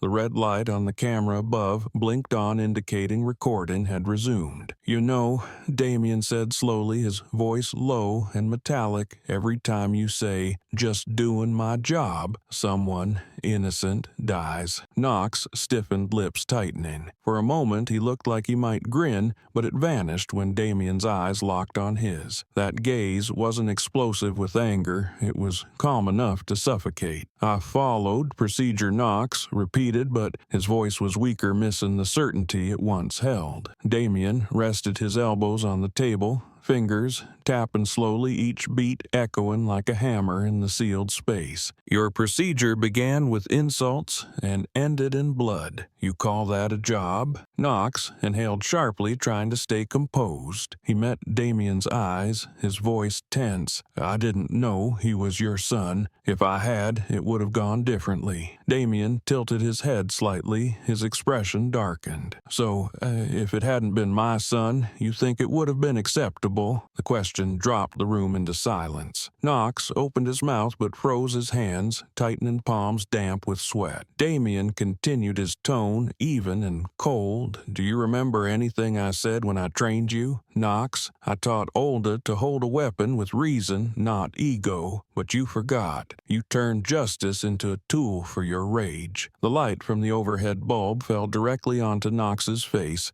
splitting it in half. One side lit, the other swallowed in shadow. He took a deep breath, his voice tightening. "I lost control." Damien looked at him, his lips curling into a thin, emotionless smile. "No, you chose to control others through fear, and that's the difference between a soldier and a beast." The words made Knox lower his head, his breathing heavier. No one spoke for several minutes. Damien stood his eyes, leaving Knox like closing the cover on a chapter he never wanted to write. Before exiting the room, he paused at the door, turned back, and spoke, his voice dry and firm. You didn't just bring one person down. You brought an entire system to its knees because of you. Knox looked up, eyes bloodshot, but he didn't dare say a word. The door shut behind Damien, and the sound of his footsteps faded down the hall, leaving the room so quiet that only the soft whirring of the recording camera remained an unblinking witness to a truth Knox could never erase. The air in the interrogation room grew thicker by the second, the cold from the vents mixing with the metallic scent of the table, making Knox feel sick. He hung his head, sweat pooling on his temples and trailing down his neck, soaking into his collar. The harsh, white light beat down on the top of his head, making him feel exposed, as if under the eyes of hundreds, though only 2 people had been in that room. Every word Damien Ross had spoken still echoed in his head, slow and heavy, digging into corners of memory he had tried to bury. What were you thinking? Calling, pinning a child to the ground? Proper procedure. What did you think when people screamed for you to stop and you didn't? Knox didn't answer. His throat clenched, his fists tightened knuckles, turning white. On the wall, Damien's shadow had been cast large and unmoving beneath the light like a stone weight pressing down across from him. Damien looked at the man in front of him, his eyes deep and cold, filled with a mix of disappointment and restraint. He knew he was standing before the product of a mistake. Something he once believed was a source of pride now turned into a wound that would never close. The ticking of the wall clock stretched thin between them, counting each second of the strained silence. Knox took a sharp breath, shallow and broken. He tried to meet Damien's eyes, but quickly looked away. I lost control, he whispered again like a confession he himself wasn't brave enough to hear. Damien stayed silent for a few seconds. He sat up straight,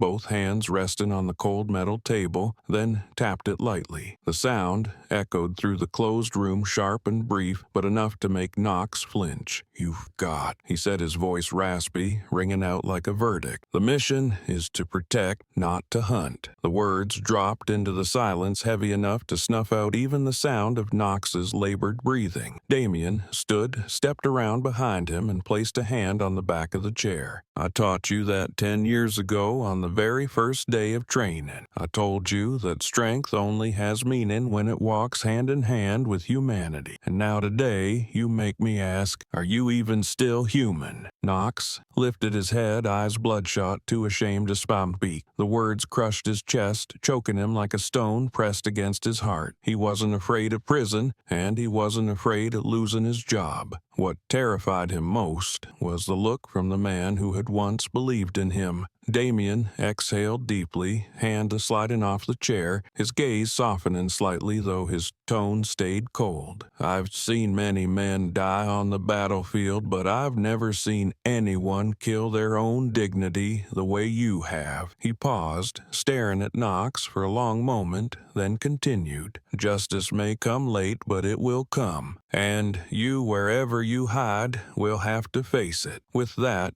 Damien turned his hand on the doorknob, but he didn't open it right away. He stood still for a moment as if to etch this image into memory. A man he once led, now slumped in darkness, bound not by chains, but by his own conscience. When he finally stepped out, the door closed quietly behind him, leaving the room with only the steady hum of the recording device. Capturing the moment, a man bowed his head, sweat dripping onto the cold steel table, and Damien's words still echoing in his mind like a sentence that needed no signature. Night fell over Houston, the lights from towering buildings reflecting off the hazy sky like smoldering embers of a city that refused to sleep. In that atmosphere, another kind of storm was brewing, not from nature, but from social media. After just a few quiet hours, the first trickle of information began to spread at breakneck speed. An anonymous account uploaded an internal recording from the police department accompanied by a short caption. He turned off the body cam. In the recording, the click of a button is followed by Knox's low, sharp voice, "I'm going to teach him some respect." That alone was enough to send chills through millions. The recording spread instantly, going viral like fire in the wind. News sites reposted it, and television networks cut to breaking news. The hashtag #JusticeForKendrick flashed across screens, climbing to the top of the national trending list in less than an hour. Every post became a voice, every comment a drop of fuel on a rising blaze of fury. That boy should have been protected. We can't stay silent anymore. This is not an isolated case. These words, echoed and multiplied, forming a wave of outrage sweeping across America. Outside the streets, once lively by day, were now filled with signs and candles. In front of the hospital where Kendrick lay, hundreds gathered holding signs reading, "We see you, Kendrick, and turn the cameras back on." The glow from countless phones lit up their faces, reflecting off tears rolling down. A middle-aged woman sobbed while watching the recording, her voice breaking during a live stream. "My son was stopped the same way, but he didn't make it back." Tens of thousands watched, thousands of hearts beat in unison, and a surge of anger rippled far beyond the city's borders. Inside the police department, chaos reigned. Officers flooded the operations room, one voice shouting urgently, "We have to get it off the internet." But no one could. Every time the video was taken down, 10 more copies appeared elsewhere, spreading wider, faster. A compliance officer sat frozen in front of a monitor, the blue light casting a pale hue over his face. "It's over," he whispered. "Everything's been recorded." In a secluded room, Knox sat under guard watching the news unfold on TV, his eyes wide,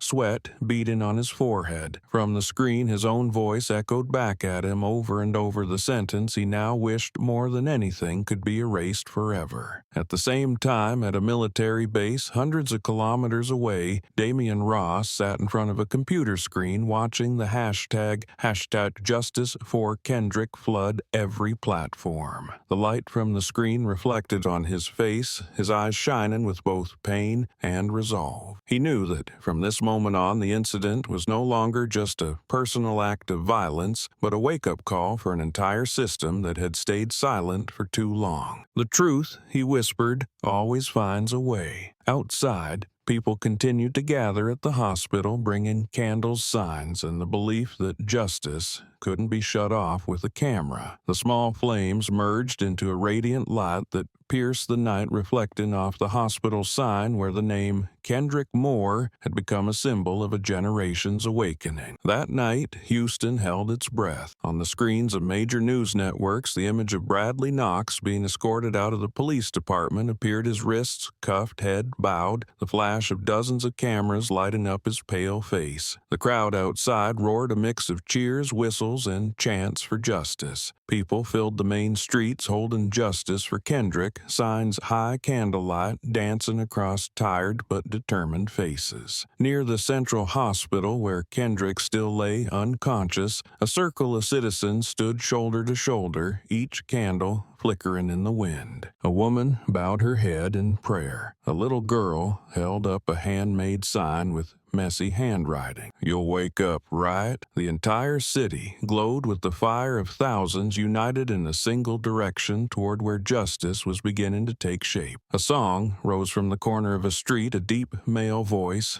singing an old tune about faith and freedom slowly spreading like waves. One by one, people joined in, their voices trembling in the night, blending with the wind and the distant wail of police sirens. Outside the hospital gates, a white ribbon was tied to the fence, fluttering softly in the breeze, its pieces catching the light and glinting like hope. Without being told, everyone fell silent for a moment, raising their heads to the upper floor where the hospital room lights still glowed. In that moment, the whole city seemed to pause, pain and anger merging into a power no force force could suppress. In the distance, inside a small room at the military outpost on the outskirts, Damian Ross sat alone in the dark. The only light came from the laptop screen on the desk, showing an image of Knox being led away between two federal officers. His face was bathed in pale blue light, his eyes deep and cold as steel. Outside, wind howled through the cracks and leaves brushed against the wall with a low, mournful sound. He leaned back in the chair, fingers interlocked, eyes fixed on the screen. His voice broke the silence, low and steady, as if speaking to himself. Now the whole country has seen. The words carried no triumph, only fatigue, pain, and the quiet resolve of a father who had gone beyond the limits of grief. Damian closed his eyes, and the image of his son returned his bright smile, the firm handshake on the day Kendrick left home, and the hopeful look in his eyes when he said, "I want to be a good man like you." The memories twisted in his chest, and he gently tightened his grip. Outside the window, singing still echoed from the city, the distant melody sounding like an answer to the words he had just spoken. He opened his eyes and looked toward it, his gaze sharper, deeper, more resolute. On the screen, the news feed kept updating the hashtag #JusticeForKendrick, covering social media alongside images of candlelight vigils across the nation. Damian slowly rose to his feet and walked to the window. Moonlight reflected off the uniform, hanging on the rack, the silver badge glinting brightly. "Now they've seen," he repeated this time in a softer tone, almost like a prayer. Somewhere out there, justice was still incomplete, but at the very least the darkness had been torn apart by the light of candles in the night.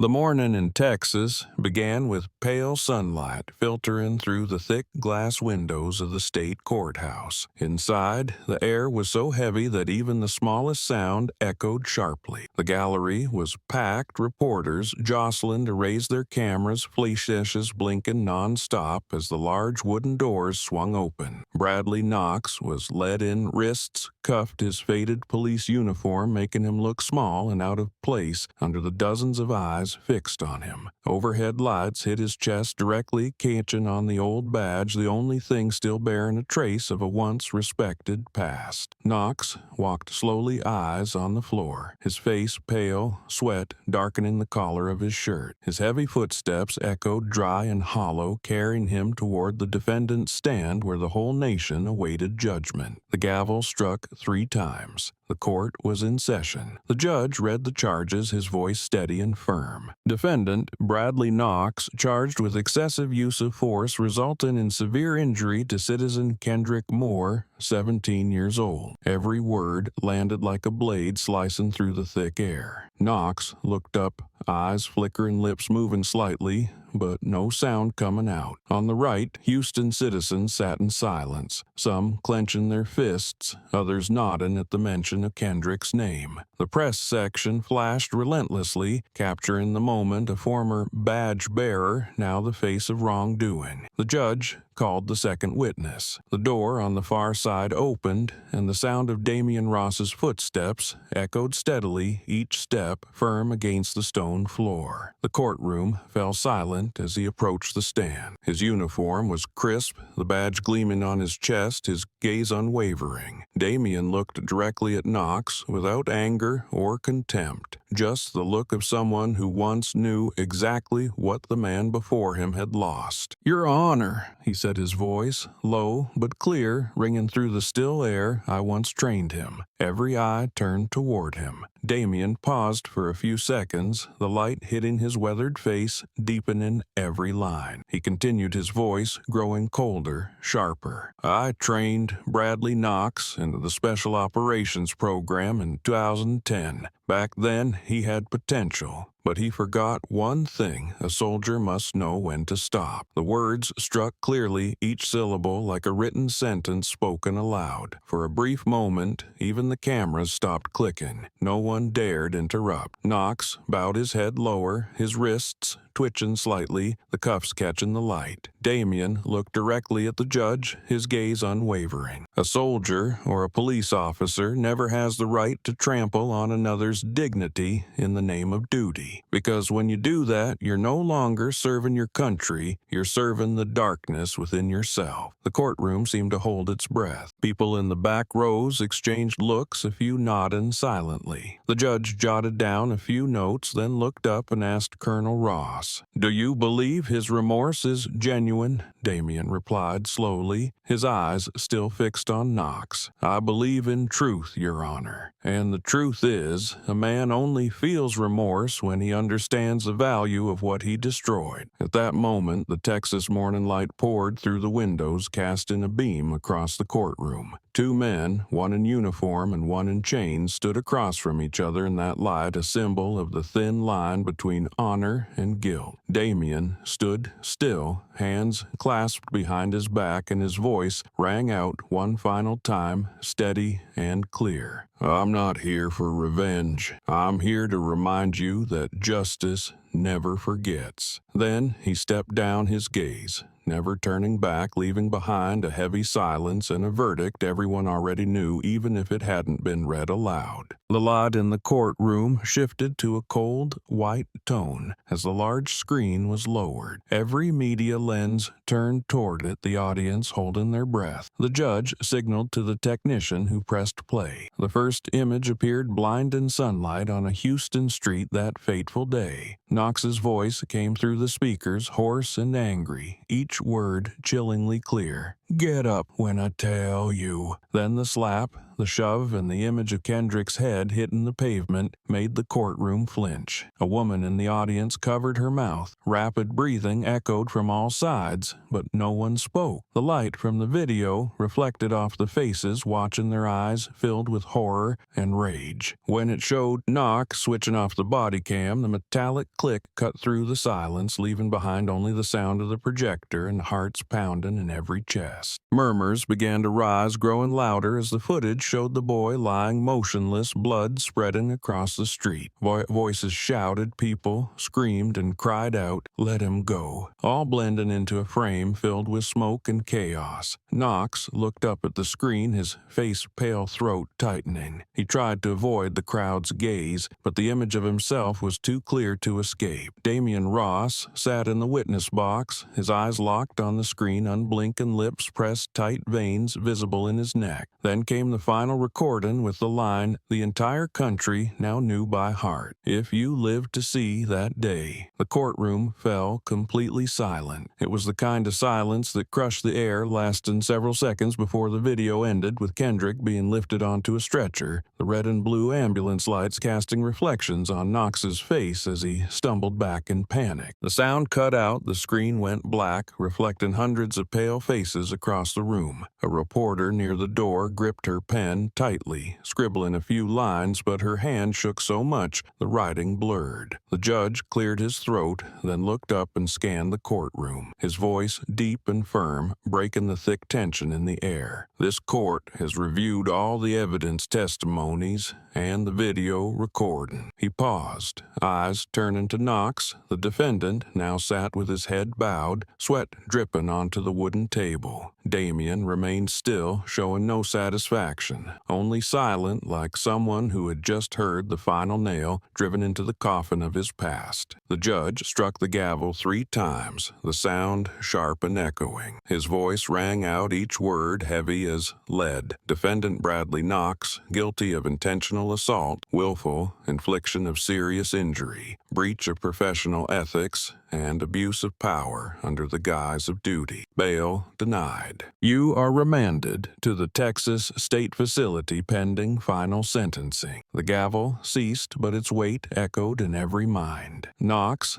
lifted his head, eyes vacant, muttering something no one could hear, then was escorted out by 2 officers. As the rear doors closed, a round of applause rose from the back rows, not loud but steady and firm, carrying the weight of release. Damien stayed in place, eyes lowered to the table, morning light shining through the windows across his face, outlining each weary line. He exhaled slowly, leaning back in his chair, and for a brief moment, amid the clapping and camera camera shutters, he closed his eyes and felt the rare quiet after the storm. Outside the courthouse, hundreds still stood waiting, holding signs that read, "Justice served." And among the crowd, the candles from the night before had not yet gone out. The next morning, Texas sunlight streamed through the tall courtroom windows, casting long beams across the polished floor. The room was silent, broken only by the rustle of papers and the soft tap of a pen on the judge's wooden desk. Bradley Knox sat between two officers, his face, gaunt eyes, sunken cheeks hollowed as if in one night he had aged 10 years. The silver cuffs on his wrists caught the light, casting a cold gleam across his worn-out face. Damian Ross stood in the witness box, hand clenched around his military cap, gaze steady and unshaken like a wall time could not erode. The judge adjusted his glasses, his voice steady in the stillness. After reviewing all evidence and considering the severity of the offense, the court sentences the defendant, Bradley Knox, to 15 years in prison without parole for intentional assault and gross violation of professional ethics. The words landed slowly and firmly, each syllable pressing into the ground, echoing in the minds of all present. Knox lowered his head, his shoulders trembling slightly, his eyes moving without sound. Maybe he meant to speak to offer an excuse or an apology, but no words could redeem him now. The faint clink of chains rang as he clenched his wrists, and his hollow eyes spilled dull tears. In the back row, a woman broke into sobs, and the man beside her bowed his head, hands clenched as if they had just witnessed something more sacred than punishment. A moment when justice found its place. The judge struck the gavel again, the sharp sound signaling the close of the trial. The rear door opened, and two officers took Knox by the arms, their footsteps steady and heavy, blending with the shuffle of robes and the constant flash of cameras. As Knox stepped across the threshold, daylight struck his eyes and made him flinch. Beyond the glass, hundreds of people waited. When the door opened, the crowd erupted, "Justice,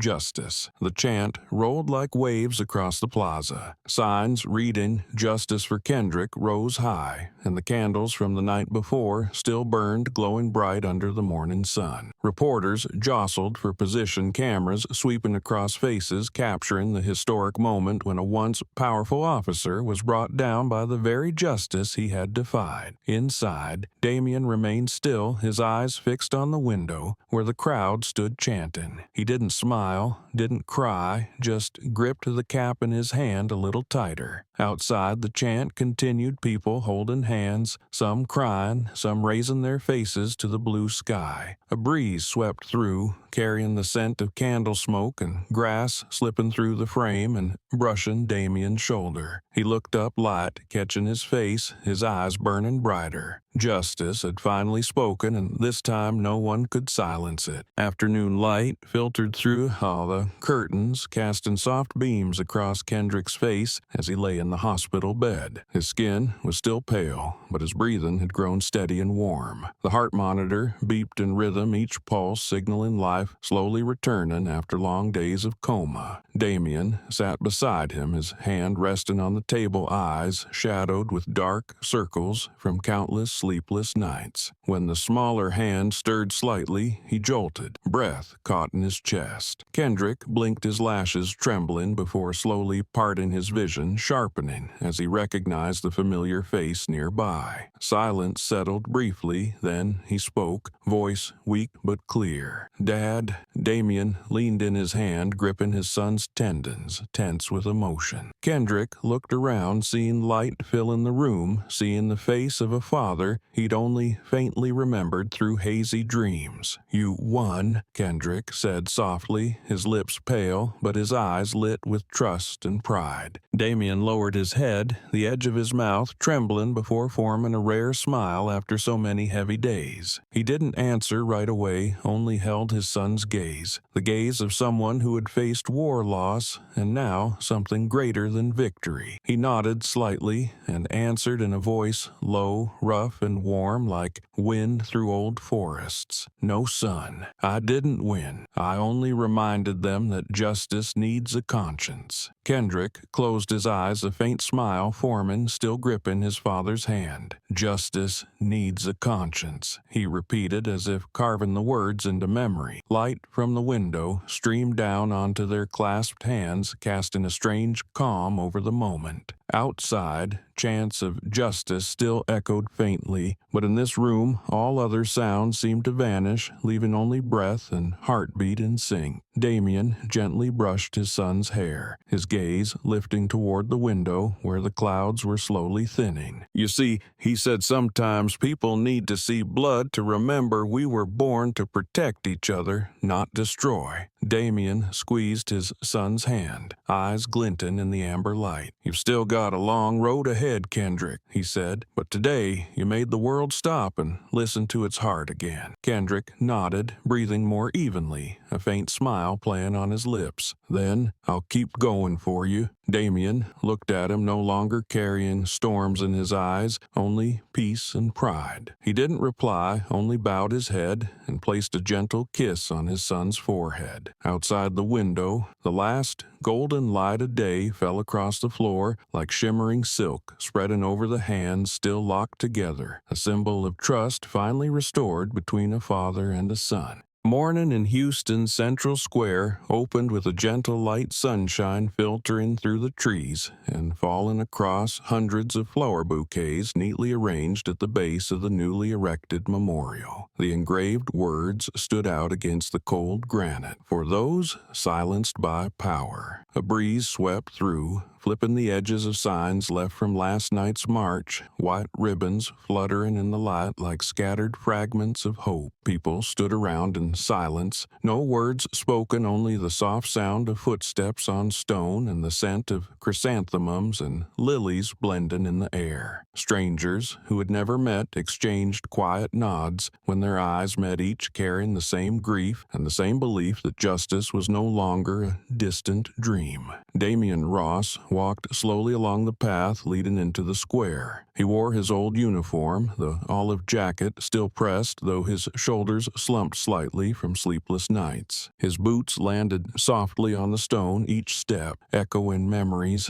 ambulance sirens flashing red and blue lights, shouting voices in the dark. He paused in front of the memorial, eyes fixed on the words carved deep into stone, his gaze heavy with unspoken meaning. In his hands was a small bouquet wrapped in a white ribbon among the white lilies, a simple card bearing two lines, Kendrick Moore, son of a soldier. Damien knelt slightly, placing the bouquet at the base of the stone, his hand brushing against its cool surface. A gust of wind stirred a few petals, sending them drifting gently down to rest across the engraved words like a final goodbye. He stood still for a long time, his eyes lit by the early light, both firm and quiet. Those nearby stepped back to give him space, understanding instinctively who he was speaking to, even without words. In that moment, Damien's face was no longer that of a colonel, but of an ordinary father standing before a wound carved into the heart of a nation. A young black boy, about 10 years old, stepped forward holding a single wildflower. He looked up at Damien, then placed the flower beside his bouquet.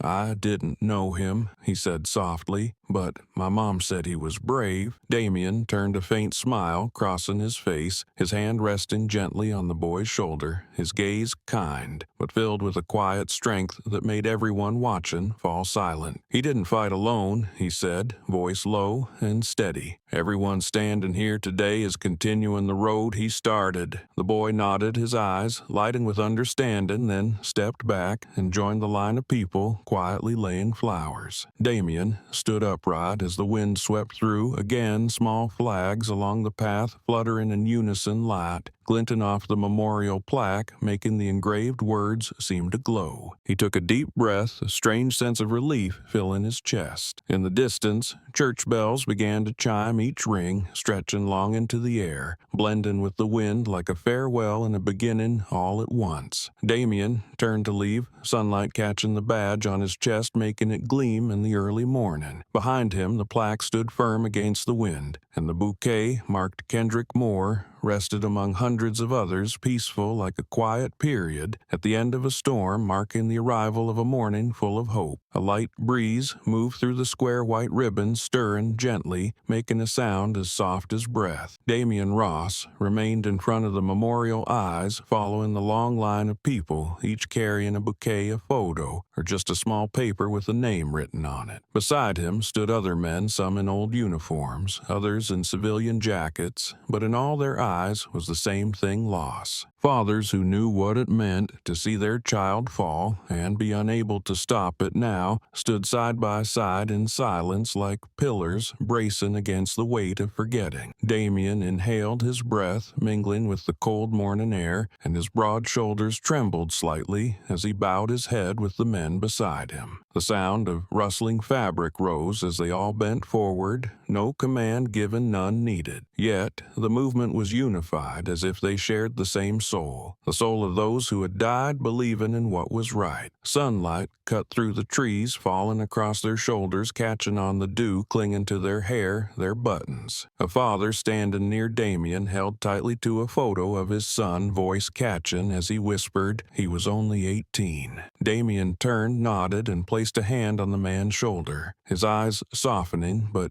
deep with understanding. In that moment he felt the unspoken bond, strangers connected by a single pain. Another man spoke, his voice hoarse with emotion. "We lost our children, but at least now the world knows." Damien answered, his voice low and firm. "What matters more is that they remember." The words hung in the air, carried by the wind, and the weight of them made those nearby bow their heads a little deeper. A moment later, the church bells at the corner of the street rang out, long, slow, and steady. Each chime fell onto the square like drops of water, gradually washing away the resentment still lingering in people's hearts. Damien looked up, light reflecting across his face, revealing features weathered but resolute. He turned toward the plaque where hundreds of bouquets had been arranged into the shape of an outstretched wing and said softly, his voice light as a breeze, "No need for revenge, just that they don't forget." The words reached just far enough for the father beside him to hear, and in the man's eyes something shifted, a quiet peace, a faint smile touched with tears. Everyone stood upright, silently, gazing at the black plaque engraved with the names of the lost. The wind stirred again, carrying in the scent of flowers and candle smoke, lifting away unspoken prayers. Damien clasped his hands behind his back, eyes lifted to the sky, now clear and wide after a long storm. He knew that behind this pain a new chapter was beginning, not with the sound of gunfire, but through memory and compassion. In the gentle light of morning, those fathers stood together, silent yet unwavering, sharing a promise unspoken. Justice may take time, but memory must endure. The Texas State Conference Room was packed, the light from dozens of camera lenses reflecting off suits, nameplates etched in wood, and rows of flags hanging along both sides. The atmosphere that day was thick with solemnity, but beneath it pulsed a current of emotion that everyone could feel. At the central table, the chair tapped the gavel lightly, the sharp sound instantly silencing the room. His voice was low, clear, reading each word of the new bill. All law enforcement officers are required to activate personal body cameras throughout their entire duty period. Any intentional action to turn off, delete, or obscure recorded footage in an attempt to obstruct truth verification will be subject to criminal prosecution with penalties of up to 10 years in prison. The room stayed silent for a few seconds, then the clatter of keyboards, the click of recorders, and the subtle nods between delegates made it clear they were witnessing a historic moment. Above the podium, the words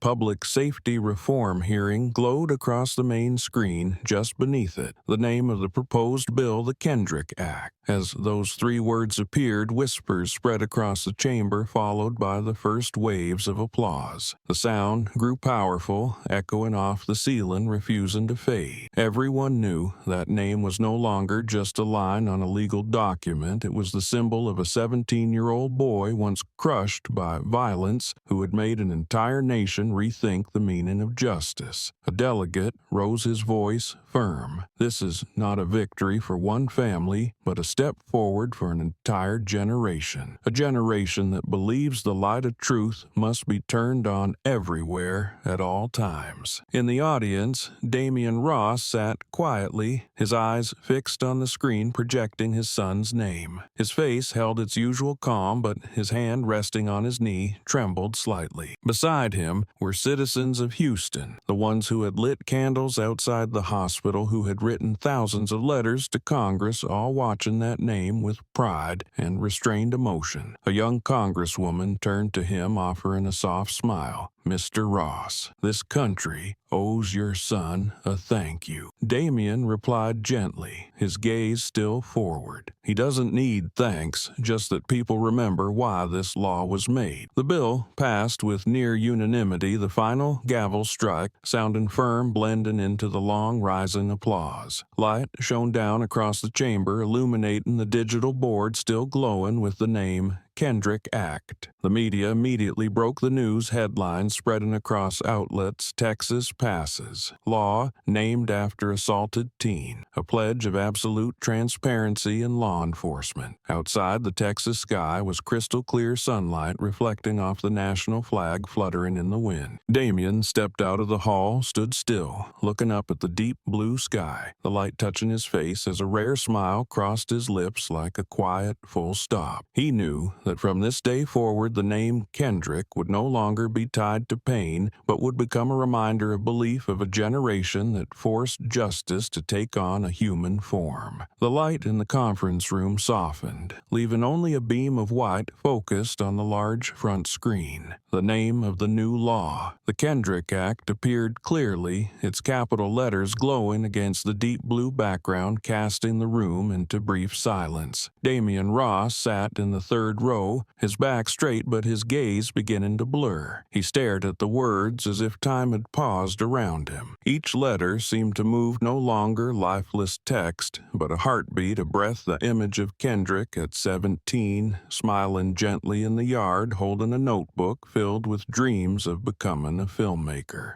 Damian's throat tightened, his hand gripping the edge of the seat, veins rising with the strain of restraint, though his eyes shimmered in the spotlight. A single tear fell, tracing slowly down his sun-weathered cheek, resting at the corner of his mouth. He didn't wipe it away, only sat still, letting it fall, letting grief mix with pride. In that tear was everything: the long nights by a hospital bed, the tense hearings, the marches of the people, and the vision of his young son lying motionless in the street years before. Damian knew that no verdict or law could erase that wound, but at least today, Kendrick's name had risen to a place no one could take away, the place of memory and awakening. Up front, the presiding official paused for a few seconds. Then his voice rose slowly, solemnly. "The Kendrick Act is officially passed, representing the right to be seen, the right to be heard, and the right to live with justice." The entire chamber erupted in applause, the sound bouncing off the walls, spreading through the space like both a farewell and a welcome. Damian looked up at the screen where the name still glowed, its light reflecting in his eyes blurred with tears. A faint smile appeared, fragile yet resolute. He whispered, his voice low and steady, but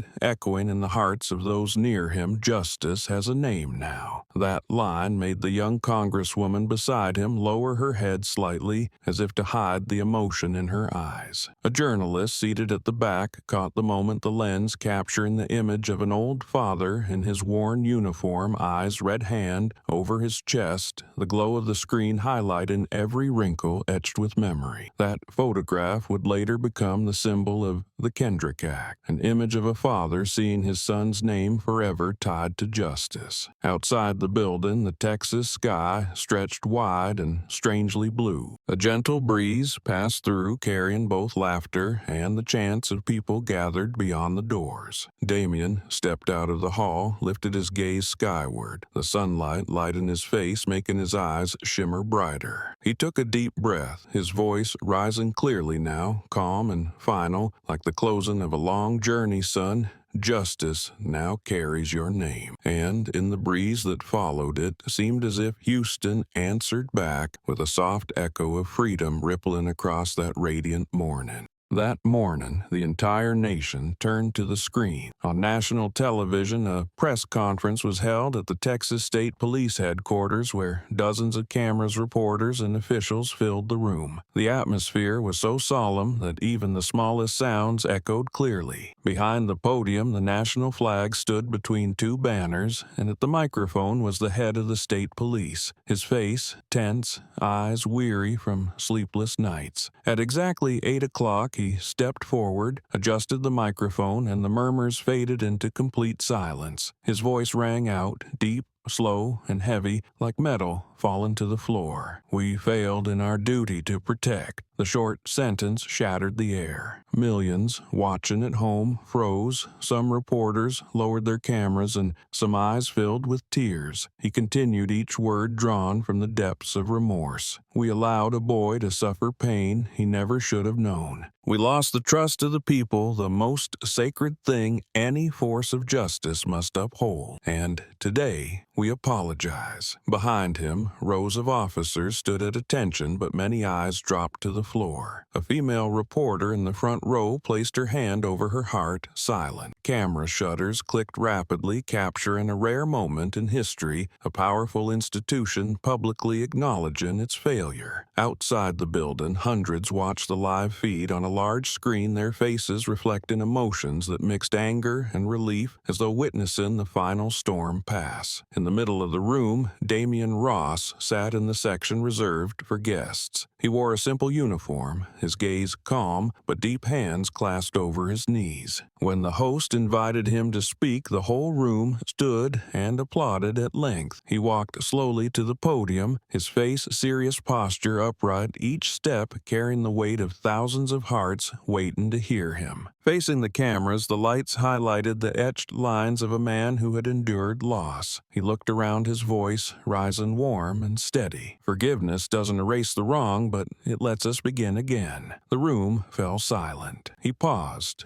took a deep breath, his eyes turning to the flag behind him. When a system recognizes its own faults, that isn't weakness. It's the first step toward true strength. I'm not here to reclaim the past. I'm here to remind us that justice only means something when it can bow to the truth. Though his voice wasn't loud, it echoed like a lingering note in the hearts of everyone listening. A senior officer lowered his head, lips trembling, while the police chief in the front row gave a quiet nod. Damian ended with a weary but proud smile. He spoke softly, almost a whisper. "If someone learns to listen before they act, then my son didn't leave in vain." Below, a wave of applause erupted, strong and unrelenting. The camera slowly panned across his face, capturing the moment the final tear traced down the corner of his eye. Under the brilliant lights of the stage and thousands of eyes watching, Damian bowed his head, then stepped back from the podium. Outside, the wind rustled the flag, and the chant "Justice for Kendrick" rose once more. But this time it was no longer fueled by anger. It was a farewell full of grace for a new beginning. After the closing remarks, as Damian Ross stepped down from the podium, a line of reporters immediately approached microphones and cameras aimed his way. The glare of spotlights lit up his face, casting each line and crease like a map of years gone by. A young female reporter, her voice trembling with emotion, asked into the space still echoing with applause, "Colonel, after everything that's happened, do you still believe in the law?" The question, brief but heavy, brought the room to a hush. Damian paused mid-step, his gaze drifting toward the empty seat in front, where he had just sat in silence. He stood still for a few seconds, shoulders angled slightly, one hand brushing the edge of his uniform cap, then turned back. Every camera shifted toward him, the hum of lenses steady, the white light catching the depth of his eyes. Damian gave a slight nod, his voice carried low and steady, needing no microphone, yet reaching every corner of the room. "I believe in people." Just 4 words, but they cracked the silence again. Behind him, some reporters lowered their cameras, their eyes softened, while viewers watching at home sat still. Damien said nothing more. He stood quietly in the light, letting each listener come to their own understanding. Laws can be written by hand, he continued slowly as if reteaching something long forgotten, but justice is kept by the heart. His words, steady and full of the breath of days spent living alongside grief, now turned into a message for the entire nation. That's why I believe in people, those who are brave enough to confront their mistakes and strong enough to face fear and still do what's right. Every word he spoke carried the weight of his loss, his love, and the strength he had found in bearing both. The camera lens moved in closer, the frame tightening around Damien's face. White light reflected in his eyes where deep fatigue lingered, yet beneath the haze of age, another light shimmered faith. Not blind faith, but the kind forged through loss, through blood and tears, the kind that had walked through hell and still remained whole. His face was calm, his breath steady, his eyes not looking into the lens but beyond it, as if seeing generations yet to come standing on the other side. A long, quiet moment passed, and every camera held on those eyes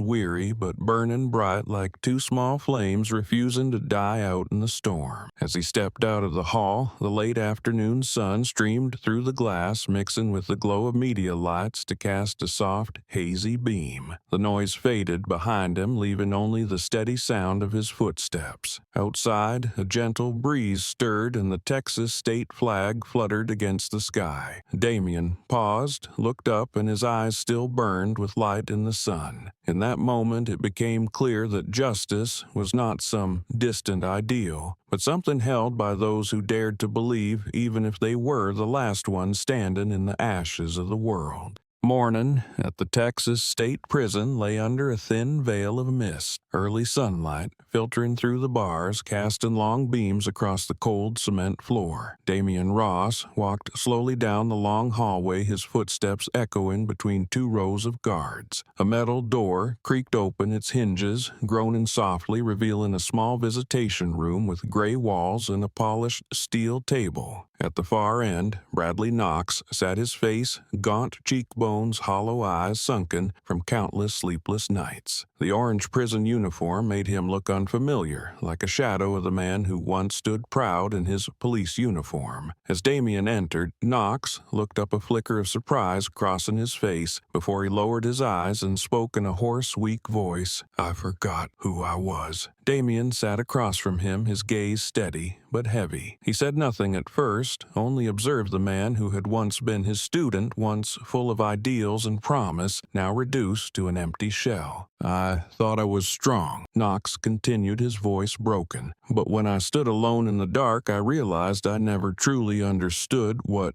to serve really meant." He looked up, eyes bloodshot. "You taught me that discipline is the final line of being human. I crossed it, and everything disappeared." Damien remained silent, giving only a slight nod. His eyes held sorrow and a trace of pity, not for the crime, but for the loss of direction. "You didn't forget who you are," Damien finally said, his voice low. "You just chose to look away." Knox slumped fingers, interlaced tears sliding down his face, quiet as the belated collapse of a soul just waken up. Damien stood, placing one hand lightly on the steel table. "Justice doesn't need you to remember your name, only that you relearn how to be human." As he walked out, sunlight streamed through the doorway, casting light across Knox's face, and for a moment his eyes caught a faint glimmer, like a fragile spark of hope left smoldering in the ashes. Damien looked straight at Knox, his eyes clear but cold as steel. In the small room, only the heavy breathing of the two men remained, time seeming to pause. Knox lowered his head, his hands clenched so tightly the veins stood out, his throat dry, his vision blurred from rising tears. Damien leaned forward, his voice low and steady, echoing through the silence like a decisive command. "Now remember, protector, not predator." The words made Knox freeze, his entire body trembling. He looked up, eyes clouded with tears, and in that gaze, for the first time since it all began, there was a flicker of awareness. He gasped, his voice broken. I forgot that for too long. Outside, the midday light filtered through the bars, slicing the room into strips of light and shadow. Knox began to cry muffled sobs, filling the narrow space, mingling with the clink of chains against the cold floor. He raised his hands to cover his face as if trying to hide the fragile part of himself he had long denied. Damien stood still, his gaze calm, neither angry nor pitying, only bearing the fatigue of someone who had witnessed too much loss. He understood that sometimes awakening comes late, but late is better than never, and even tears can be the first step toward redemption. As Knox collapsed onto the table, his shoulders shaken, Damien drew a deep breath, then stood upright. He turned, walking slowly toward the door, saying nothing more. Each step echoed clearly and finally. The door opened, hallway light pouring in, casting a long streak across the back of his coat. Damien didn't look back, leaving behind only the sound of choked sobs from a man who was once a student, once lost, and now beginning to relearn how to be human. At the threshold, he paused briefly, then stepped out, letting the door close quietly behind him, ending a meeting neither of them would ever forget. 1 year later, the city of Houston wore a new face. In the wide courtyard of the newly rebuilt police academy, the Texas state flag fluttered in the sun, and below it sat rows of new cadets, filling every seat at the inaugural ceremony of the school named Kendrick Moore Academy. On stage, Kendrick stood in a deep blue ceremonial uniform, his face more defined, his eyes full of conviction. Applause erupted as he stepped up to the podium. His voice, clear, strong, and steady, carried on the morning breeze. Protect before you judge. That's the first rule. The short sentence silenced the crowd, then set off a wave of prolonged applause. Young faces looked up at him, their eyes bright, as if witnessing a beginning that carried meaning far beyond lessons and mottos. Kendrick paused for a few seconds, his eyes sweeping across the packed rows before settling on the last, where his father sat quietly among the crowd. Damian Ross still wore his old military uniform, his face solemn but gaze warm. Sunlight filtered through the windows, laying a soft glow across his shoulders. He looked at his son, a faint smile appearing at the corner of his lips, not from pride, but from a deeper realization that the boy, once lying in the street, was now standing tall, carrying forward the ideals left behind by a previous generation. Kendrick's words echoed through the loudspeakers, but